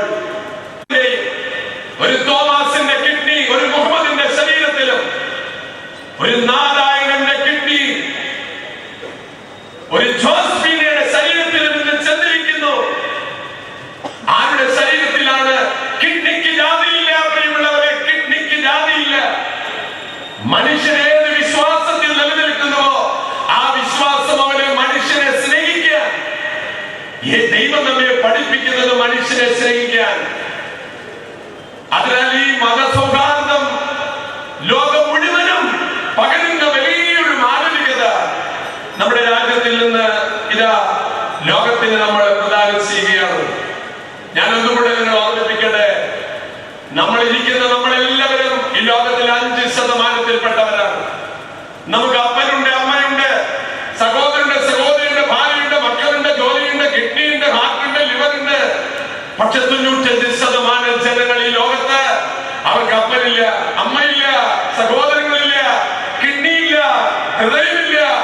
വേദനിക്കുന്ന 95% അപ്പുറത്ത് നമ്മളെല്ലാം 5%-പ്പെട്ടവരാണ്. നമ്മുടെ ചാരിറ്റി അല്ല പ്രിയമുള്ളവരെ, ഇത് നമ്മുടെ കടപ്പാടാണ്, ഇത് നമ്മുടെ ബാധ്യതയാണ്. ഇതൊരിക്കലും നമ്മുടെ ഔദാര്യമായിട്ട് കണക്കാക്കരുത്. ജീവിച്ചിരിക്കുമ്പോൾ നമുക്ക് ചെയ്യാൻ പറ്റാവുന്ന നന്മകൾ, മരണശേഷം നമ്മുടെ ജീവിതം മറ്റുള്ളവർക്ക് മാതൃകയാകാൻ, ഒരു സാക്ഷ്യമാകാനായിട്ട് ഇടവരണം. ഇന്ന് അവയവദാനത്തെ കുറിച്ചൊക്കെ സംസാരിച്ചു വന്നപ്പോ അടുത്തൊരു ദിവസം ഉണ്ടായ ഒരു സംഭവം, ഒരു ചേട്ടൻ ഇതൊക്കെ കേട്ട് വീട്ടിൽ പോയിട്ട് വക്കീലിനെ വിളിച്ച് പറഞ്ഞെന്നെ, അല്ല നമുക്ക് ആ വിൽപ്പത്രം ഒന്ന് തിരുത്തണം, ഇപ്പൊ പ്രത്യേകിച്ച് അല്ല അമ്മായോ വിളിച്ചുകൊണ്ട് ആ വിൽപ്പത്രം എടുക്കല്ലോ. എന്താണ് അവന്റെ ഒരു വലത്തെ കിഡ്നി മൂത്ത മോൻ തോമസ് കുട്ടിക്ക് എഴുതിക്കോളൂ. കാരണം ഇതടക്കം പങ്കുവെച്ചു തുടങ്ങി. കാരണം പുറത്തു പോണ്ടെന്ന്, നമ്മുടെ വീട്ടിലിരിക്കണ്ടെന്ന്. എന്തൊരു സ്വാർത്ഥതയാണ്. അത് മാത്രല്ല, ചില മനുഷ്യരൊക്കെ ഈ പ്രസംഗത്തിന്റെ ഇടയില് സമ്മതപത്രം കൊടുക്കാനായിട്ട് തയ്യാറാണ്. അപ്പോ ഒരു ചേട്ടൻ താൻ കൊടുക്കണില്ലേ? ഇല്ല, ഞാനതേ ഭാര്യയോട് ചോദിച്ചിട്ട് വേണം കൊടുക്കാനായിട്ട്. സ്നേഹം കണ്ടോ, കിഡ്നി കൊടുക്കേണ്ട ഒപ്പിടുന്ന കാര്യം പറയുമ്പോ പോലും ഭാര്യയോട് ചോദിച്ച അനുവാദം ചോദിച്ചിട്ട് മാത്രമേ അത് ഒപ്പിടുള്ളൂ കേട്ടോ. അടുത്തൊരു സ്ഥലത്ത് സംഭവം ഉണ്ടായി, ഒരു പള്ളിയിലെ ആൾക്കാരും പണി നടക്കുന്നുണ്ട്. അപ്പൊ സംഭാവന പിരിക്കാനായിട്ട് വിചാരിച്ചനും കമ്മിറ്റിക്കാരും വീട് വിടാതെ കയറി. ഒരു വീട്ടിൽ കയറി ചെന്നപ്പോ അപ്പൊ വർക്ക് ചെയ്യാം, നമ്മള് ആൾക്കാരുടെ പണി അപ്പൊ നിനക്ക് എല്ലാവർക്കും ഓരോ വീട്ടുകാർക്ക് ഇത്ര പ്രത്യേകിച്ച് ഇങ്ങനെ പൈസ ഇട്ടുണ്ട്. ഉമ്മ മനസ്സിലായി, അതായിരിക്കും 50,000 രൂപയുള്ളത്. ഓ അപ്പൊ അതെന്താ വേണ്ട? ഞാനേ ഭാര്യയോടൊന്ന് ആലോചിച്ചിട്ട് എന്തുള്ളത് ഭാര്യ ഭാര്യയോട് ഇരിക്കുന്നുണ്ട്. പറഞ്ഞു നിൽക്കണ സമയത്ത് അടുക്കളയിൽ നിന്ന് ഒരു സ്ത്രീകളെ പാചകം. അതെ, അച്ഛന്റെ കാര്യം അറിയാം. 25 വർഷം ഈ മനുഷ്യന് കൂടെ ജീവിക്കുന്നത്. ഇന്ന് ഒരു കാര്യം എന്നോട് ആലോചിച്ചിട്ടില്ല, ഇപ്പോൾ എന്നോട് ആലോചിച്ചിട്ട് സൂക്ഷിച്ചപ്പോ പറഞ്ഞോണ്ട്. പ്രിയമുള്ളവരെ, നമ്മള് മക്കളെന്നറിയാം. വിൽപത്രത്തില് മോനെ കിട്ടി എഴുതി വെക്കണ മനുഷ്യനാണ് നമ്മളൊക്കെ. പ്രിയമുള്ളവരെ, സൗജന്യമായിട്ട് കിട്ടിയത് സൗജന്യമായിട്ട് കൊടുക്കണം. നമ്മുടെ ജീവിതം കൊണ്ട് ലാഭവും നഷ്ടവും പ്രിയമുള്ളവരെ മരിച്ചു കഴിയുമ്പോഴാണ് തീരുമാനിക്കുക. നമ്മുടെ ജീവിതം ലാഭമാണോ നഷ്ടമാണോ? APJ അബ്ദുൽ കലാം കടന്നുപോയ മനുഷ്യൻ ലാഭമാണോ നഷ്ടമാണോ? നമ്മൾ മരിക്കുമ്പോൾ നമ്മുടെ ജീവിതം ലാഭമാകണം പ്രിയമുള്ളവരെ. മറ്റുള്ളവർക്ക് ജീവിതം കൊടുത്തിട്ട് പോകുമ്പോ അവർക്കല്ല ലാഭം, കൊടുത്തവനാണ് ലാഭം, കിട്ടിയവനല്ല ലാഭം. പ്രശയ്ക്കാണ് ലാഭം. തന്റെ ഭർത്താവിന്റെ ഹൃദയം ഇന്നും ജീവിക്കുന്നു എന്ന് ആ കുഞ്ഞു ഹൃദയത്തിൽ ഓർക്കുമ്പോൾ മക്കളോട് പറയില്ലേ പ്രശ, മക്കളെ അച്ഛന്റെ ഹൃദയം ഇവിടെ കൂടി ഉണ്ടോ? അതേ സഹോദരങ്ങളെ, നമ്മുടെ ജീവിതത്തിന് വലിയ മൂല്യമുണ്ട്. നമ്മുടെ കൂടെയുള്ള ഗോപികയുടെ ജീവിതം, കാഴ്ച നഷ്ടപ്പെട്ട കുഞ്ഞിന്റെ ജീവിതത്തിലേക്ക് വെളിച്ചം വന്നപ്പോ എത്ര വേദികളിൽ ആ കുഞ്ഞു പോയി സംസാരിക്കുകയാണ്. കൊടുക്കട്ടോ നിങ്ങള്, കാരണം എനിക്ക് കാഴ്ച കിട്ടിയത് ഒരു വ്യക്തി തന്നതുകൊണ്ടാണ്. ഇതുപോലെ നമുക്കും പറയാൻ സാധിക്കണം പ്രിയമുള്ളവരെ. നമ്മുടെ ജീവിതത്തിലെ ദൈവം നമുക്ക് തന്നു.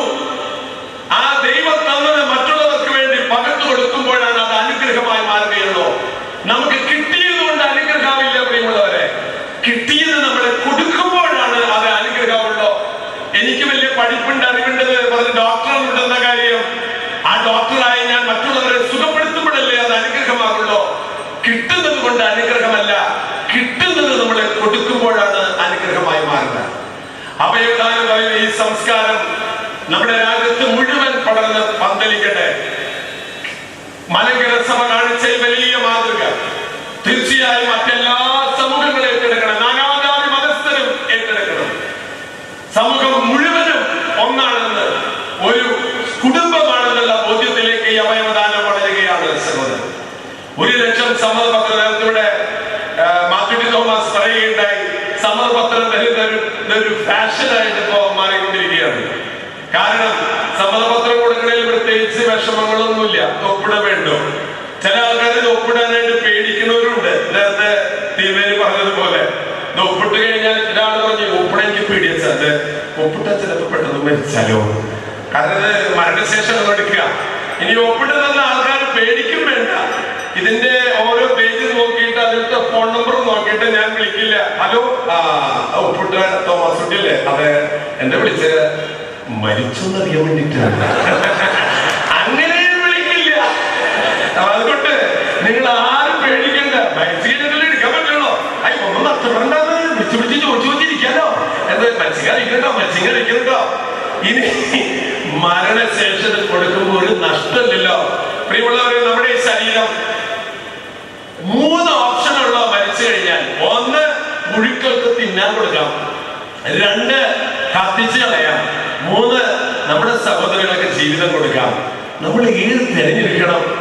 ജീവിച്ചത് സമൂഹത്തിന് വേണ്ടിയാണെങ്കിൽ, ദൈവത്തിന് വേണ്ടിയാണെങ്കിൽ, മരിച്ചതിന് ശേഷവും പുഴുക്കൾക്ക് വേണ്ടി നമ്മുടെ ജീവിതം മാറ്റിവെക്കാൻ പാടില്ലല്ലോ. അതുകൊണ്ട് ഈ വലിയ സ്നേഹ സുവിശേഷം ഞാൻ മറ്റുള്ളവർക്ക് സഹായം അർഹിക്കുന്നവനായി ഞാൻ അറിഞ്ഞിട്ട് അവനെ സഹായിക്കാതിരുന്നാൽ നീ പാപം ചെയ്യുന്നു എന്ന് യാക്കോബ് ശ്ലീഹയുടെ വാക്കുകൾ ഓർക്കുമ്പോൾ നമുക്ക് പറ്റാവുന്ന നന്മകള്, ഇന്ന് വീടിന് സഹായം, ഡയാലിസിസിന് സഹായം, എത്രയെത്രയോ സഹായങ്ങളാണ് നമ്മൾ കൊടുക്കുന്നത്. മരിച്ചതിന് ശേഷവും നമ്മുടെ ജീവിതം മറ്റുള്ളവർക്ക് സഹായമായി തീരട്ടെ. ഡയാലിസിന് സഹായം കൊടുത്തതിൽ എനിക്ക് വളരെ സന്തോഷമുണ്ട്. കാരണം 10 വർഷങ്ങൾ കഴിയുമ്പോൾ നമ്മുടെ ഈ കേരളത്തിൽ പെട്രോൾ പമ്പുകൾ ഉള്ളതുപോലെ ഡയാലിസിസ് യൂണിറ്റുകൾ ഉണ്ടാകും. പ്രിയമുള്ളവരെ, ഓരോ വർഷവും ആയിരക്കണക്കിന് ലക്ഷക്കണക്കിന് കിഡ്നി രോഗികളാണ് വർദ്ധിച്ചുകൊണ്ടിരിക്കുന്നത്. കേരളത്തിലെ 10% കൂടുതൽ പേർ ഇന്ന് കിഡ്നി രോഗികളാണ്. ഇവരുടെ സങ്കട കഥകളെന്ന് വിവരിച്ചാൽ നിങ്ങൾ കരഞ്ഞു പോകും. ഒരു മുഹമ്മദിന്റെ വീട്ടിൽ ഞാൻ താമസിച്ചപ്പോ അദ്ദേഹം എന്നോട് പറഞ്ഞു, അച്ഛൻ എനിക്ക് കൊതിയാവുന്നു. അവരുടെ എന്തിനാണ് കൊതി? ഭാര്യയോട് പറഞ്ഞു, ഒന്ന് എന്താ കൊതിയുള്ള സാധനങ്ങളൊക്കെ ഒന്ന് ഉണ്ടാക്കി കൊടുത്തൂടെ, ചോദിക്കാൻ ചെന്തെങ്കിലും കൊതിന്ന്. മുഹമ്മദ് എന്തെന്നെ കൊതി? മൂത്രമൊഴിക്കാൻ കൊതിയോന്ന് വെച്ചു. മൂത്രമൊഴിക്കാൻ 10 വർഷമായി മൂത്രമൊഴിച്ചിട്ട് യൂറിനില്ല. പ്രിയ സഹോദരൻ, നമുക്ക് എന്തെല്ലാം കൊതികളാണ്. അത് വേണം, ഇത് വേണം, ഇത് വേണം. ഇവരുടെ കൊതി എന്താണെന്നറിയോ? ഒന്ന് മൂത്രമൊഴിക്കണം. കാരണം 10 വർഷമായി യൂറിൻ പാസ് ചെയ്തിട്ടില്ല. 2 ഗ്ലാസ് വെള്ളമാണ് കുടിക്കാൻ പറ്റുക. കൂടുതൽ കുടിച്ചാൽ ശരീരത്തിൽ നീര് വന്ന് വീർക്കും, ശ്വാസം മുട്ടും, മരിക്കും. എത്ര പേരാണെന്നറിയോ ആത്മഹത്യ ചെയ്യുന്നത്? അത് പത്രത്തിലൊന്നും വരില്ല.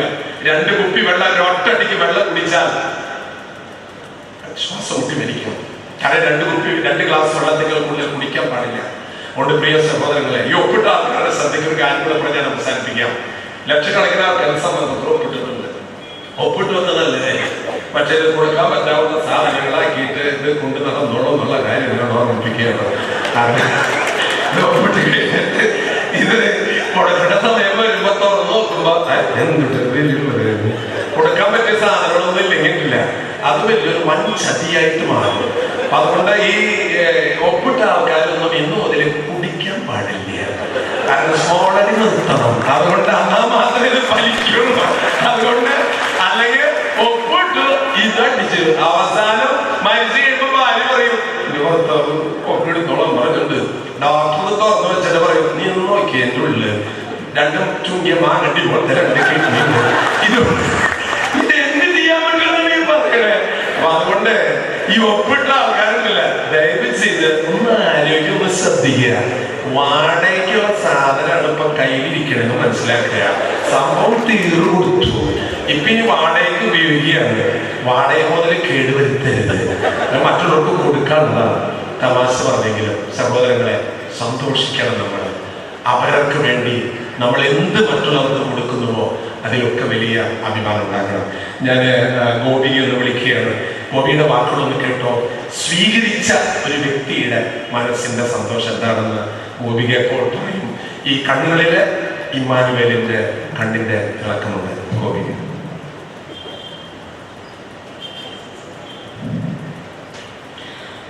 വേദിയിലും സദസ്സിലും ഇരിക്കുന്ന ബഹുമാന്യരും ആരാധ്യരുമായ അച്ഛന്മാർ, കന്യാസ്ത്രീകൾ, ഇവിടെ വന്നിട്ടുള്ള രാഷ്ട്രീയ നേതാക്കൾ, ഇത്രയും വലിയൊരു ജനാവലിയുടെ മുന്നിൽ നിന്നുകൊണ്ട് സംസാരിക്കാൻ ജീവിതത്തിൽ ആദ്യമായിട്ടാണ് എനിക്കൊരു അവസരം കിട്ടുന്നത്. ഒരിക്കലും ഞാൻ പ്രതീക്ഷിച്ചില്ല ഇത്രയും വലിയൊരു സദസ്സിന് മുന്നിൽ എനിക്ക് ഈ ജീവിതത്തിൽ ഇങ്ങനെ നിൽക്കാൻ സാധിക്കുമെന്ന് ഒരിക്കലും ഞാൻ പ്രതീക്ഷിച്ചിട്ടില്ല. എല്ലാവരും അച്ഛൻ പരിചയപ്പെടുത്തിയിരുന്നു തന്നെ. ഞാൻ ഗോപിക, എരുമേലിയിൽ നിന്നാണ് വരുന്നത്. First year BSW Kuttikkanam Marian കോളേജിലാണ് പഠിക്കുന്നത്. എൻ്റെ ജീവിതത്തിൽ ഞാൻ ഒരിക്കലും പ്രതീക്ഷിക്കാത്ത സംഭവങ്ങൾ തന്നെയാണ് നടന്നിട്ടുള്ളത്. 1.5 വയസ്സിൽ എനിക്ക് അറിവില്ലാത്ത കാലത്ത് ഒരു കണ്ണിന്റെ കാഴ്ച നഷ്ടമായ ഒരു കുട്ടിയായിരുന്നു ഞാൻ. ആ കണ്ണിന് വീണ്ടും കാഴ്ച കിട്ടാൻ 15 വർഷത്തോളം കാത്തിരിക്കേണ്ടി വന്നു. 2013 സെപ്റ്റംബർ 8-ാം തീയതി അന്നാണ് ഞാൻ ഒരിക്കലും പ്രതീക്ഷിക്കാത്ത ആ ദിവസം കടന്നു വന്നത്. അതായത് കണ്ണിന് കാഴ്ച നഷ്ടപ്പെട്ട ആ ദിനം മുതൽ എൻ്റെ അച്ഛൻ, അമ്മ, എൻ്റെ കുടുംബാംഗങ്ങളെല്ലാം കണ്ണിന് കാഴ്ച കിട്ടുമോ, എങ്ങനെയാണ് ഈ കുട്ടിയുടെ കണ്ണിന് ഇനിയും പഴയതുപോലെയുള്ള കാഴ്ച തിരിച്ചു കിട്ടാൻ ഒരു അവസരം ഉണ്ടാവുക എന്ന് ആലോചിച്ചിരിക്കുന്ന ആ സമയം.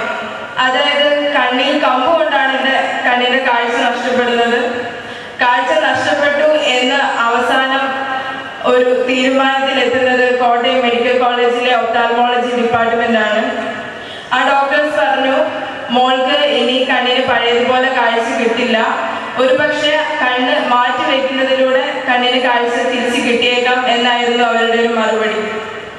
ആ മറുപടിയായിരുന്നു എൻ്റെ അച്ഛൻ്റെ, അമ്മയുടെയും എൻ്റെ കുടുംബാംഗങ്ങളുടെയും ജീവിതത്തിലെ ഒരു പ്രതീക്ഷ. അതിനുവേണ്ടി കുറെ നാൾ അവര് ഒരുപാട് കഷ്ടപ്പെട്ടു. ഏതെങ്കിലും ഹോസ്പിറ്റലിൽ നിന്ന് വിളിക്കുമോ മോളുടെ കണ്ണ് മാറ്റി വയ്ക്കാൻ എന്നുള്ള പ്രതീക്ഷയുമായി ഒരുപാട് കഷ്ടപ്പാടുകൾ സഹിച്ച്, ഒരുപാട് വേദനകൾ സഹിച്ച് എൻ്റെ അമ്മയും അച്ഛനും കാത്തിരുന്നു.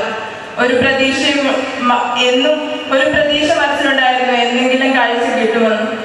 പിന്നീട് ആ കാത്തിരിപ്പിന് ഫലമുണ്ടാകുമോ എന്നുള്ള ആശങ്കയായി അവരുടെ മനസ്സിൽ. ആരുടെ അടുത്തൊന്നും വിളി വരുന്നില്ല. ഒരിക്കൽ മെഡിക്കൽ കോളേജ് ആശുപത്രിയിൽ നിന്ന് 4-ാം ക്ലാസ്സിൽ ഞാൻ പഠിക്കുന്ന സമയത്ത് വിളിച്ചു, കണ്ണ് മാറ്റിവെക്കാനുള്ള ഓപ്പറേഷന് തയ്യാറായി വരണമെന്ന് പറഞ്ഞു.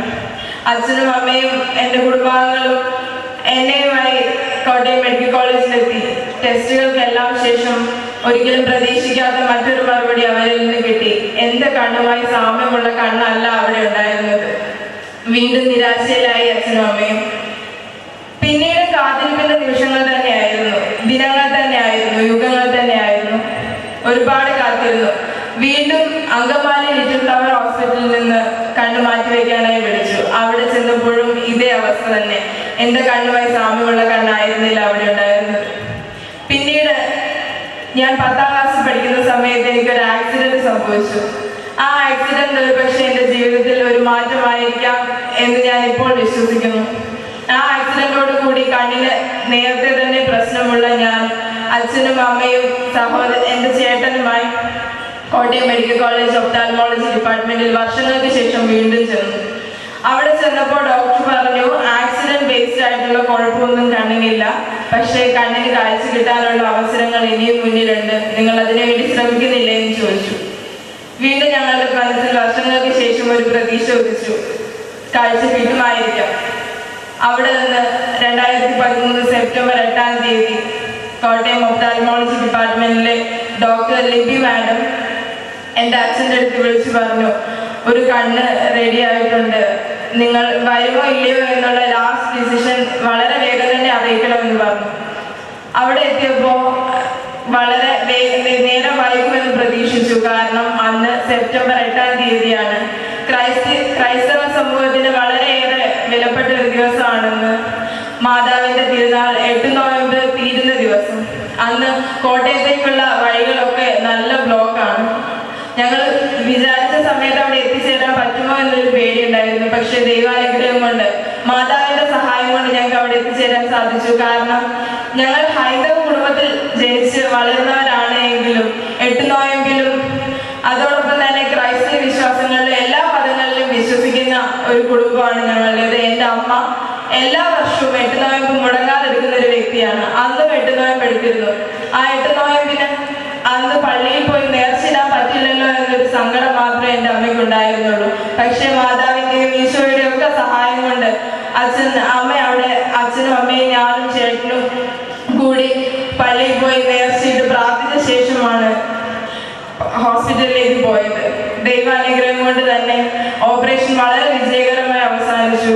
പിറ്റേ ദിവസം റൂമിലേക്ക് തിരിച്ചെത്തി, ഹോസ്പിറ്റൽ റൂമിലേക്ക് തിരിച്ചെത്തി. എൻ്റെ കണ്ണിൻ്റെ കെട്ടഴിച്ചു. കാഴ്ച പരിശോധിച്ചപ്പോൾ എൻ്റെ കണ്ണുകൊണ്ട് കാഴ്ച പരിശോധിക്കുന്ന ആ ബോർഡിലെ ബോൾഡ് ലെറ്ററായ A എന്ന അക്ഷരം വായിക്കാൻ എനിക്ക് സാധിച്ചു. ആ സമയത്ത് ഞാൻ ഒരിക്കലും വിചാരിച്ചില്ല ഒരാളുടെ മരണശേഷമാണ് എനിക്ക് കണ്ണ് കിട്ടിയത്. ആ സമയത്ത് അതിനെക്കുറിച്ചുള്ള അറിവൊന്നും എനിക്ക് ഉണ്ടായിരുന്നില്ല. പക്ഷെ റൂമിലെത്തി ബെഡിലിരിക്കുമ്പോൾ ഞാൻ അച്ഛൻ്റെ അമ്മയുടെയും മുഖത്തേക്ക് മാറി മാറി നോക്കി. അവരുടെ മുഖത്ത് എന്തോ ഒരു സങ്കടമോ പരിഭ്രമോ ഒക്കെ നിലനിൽക്കുന്നത് ഞാൻ ശ്രദ്ധിച്ചു.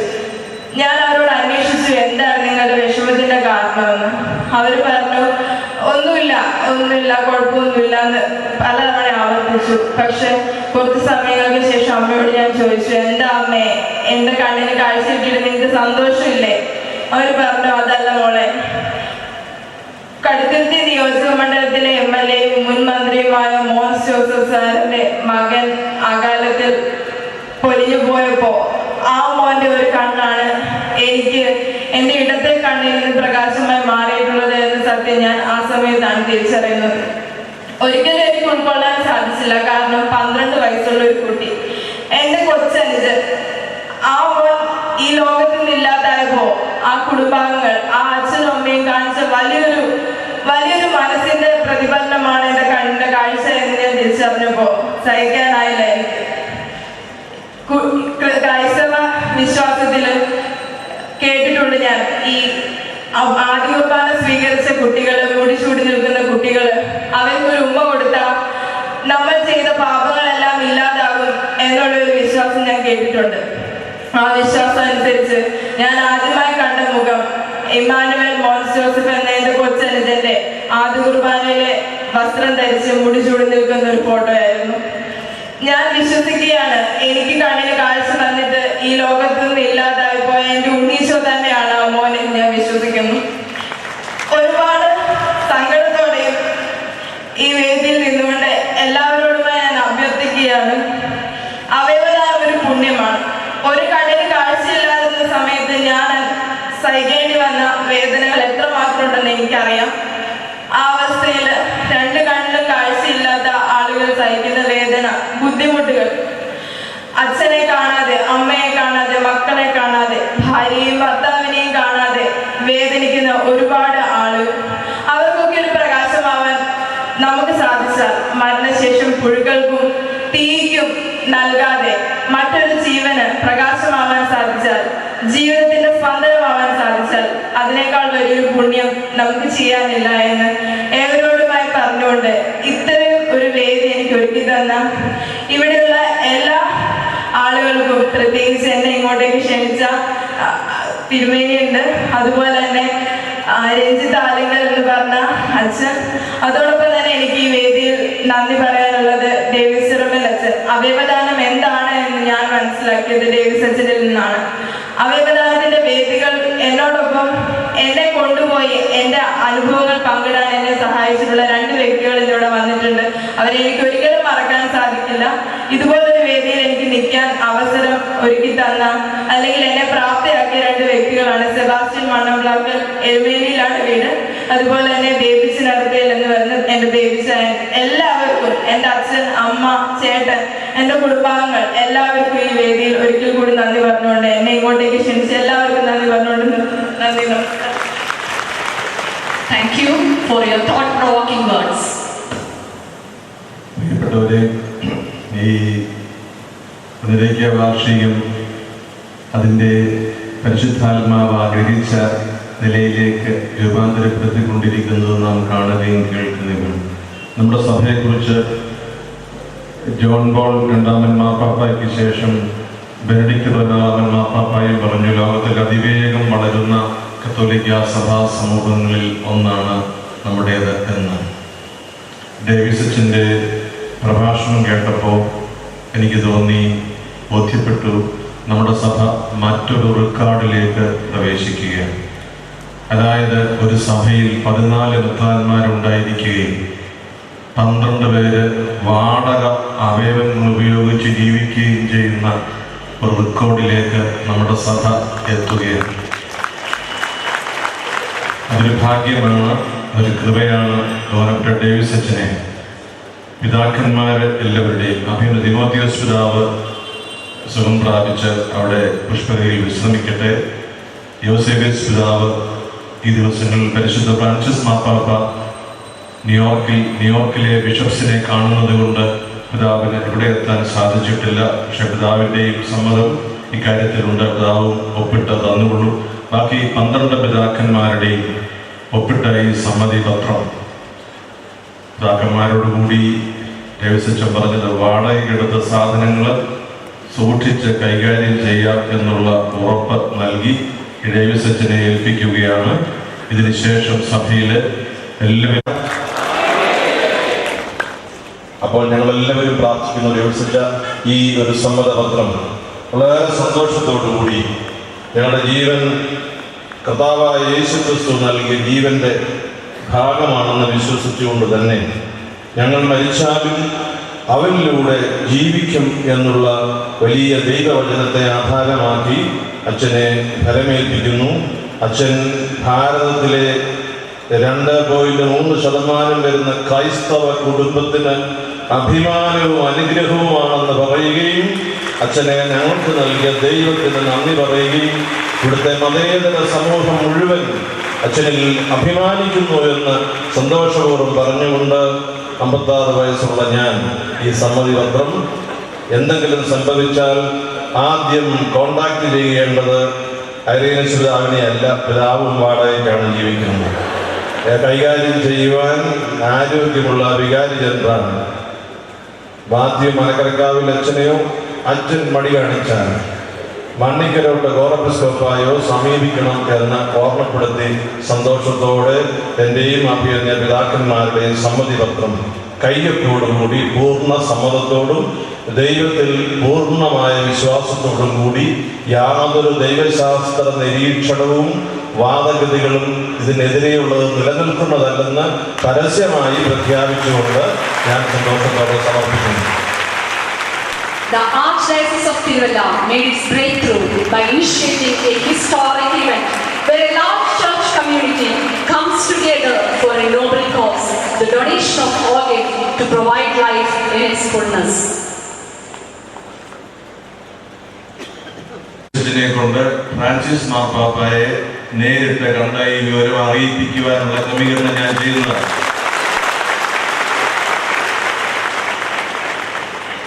അഭിനന്ദിക്കുന്നു. മലങ്കര കത്തോലിക്ക സഭയുടെ നിലവിലും പിതാവുമായ മോറന്മാർ ബസേലിയോസ് കർദിനാൾ ക്ലീമീസ്, ഞാൻ വളരെ പെട്ടെന്ന് ഈ കർത്തവ്യം നിർവഹിച്ചുകൊള്ളാം.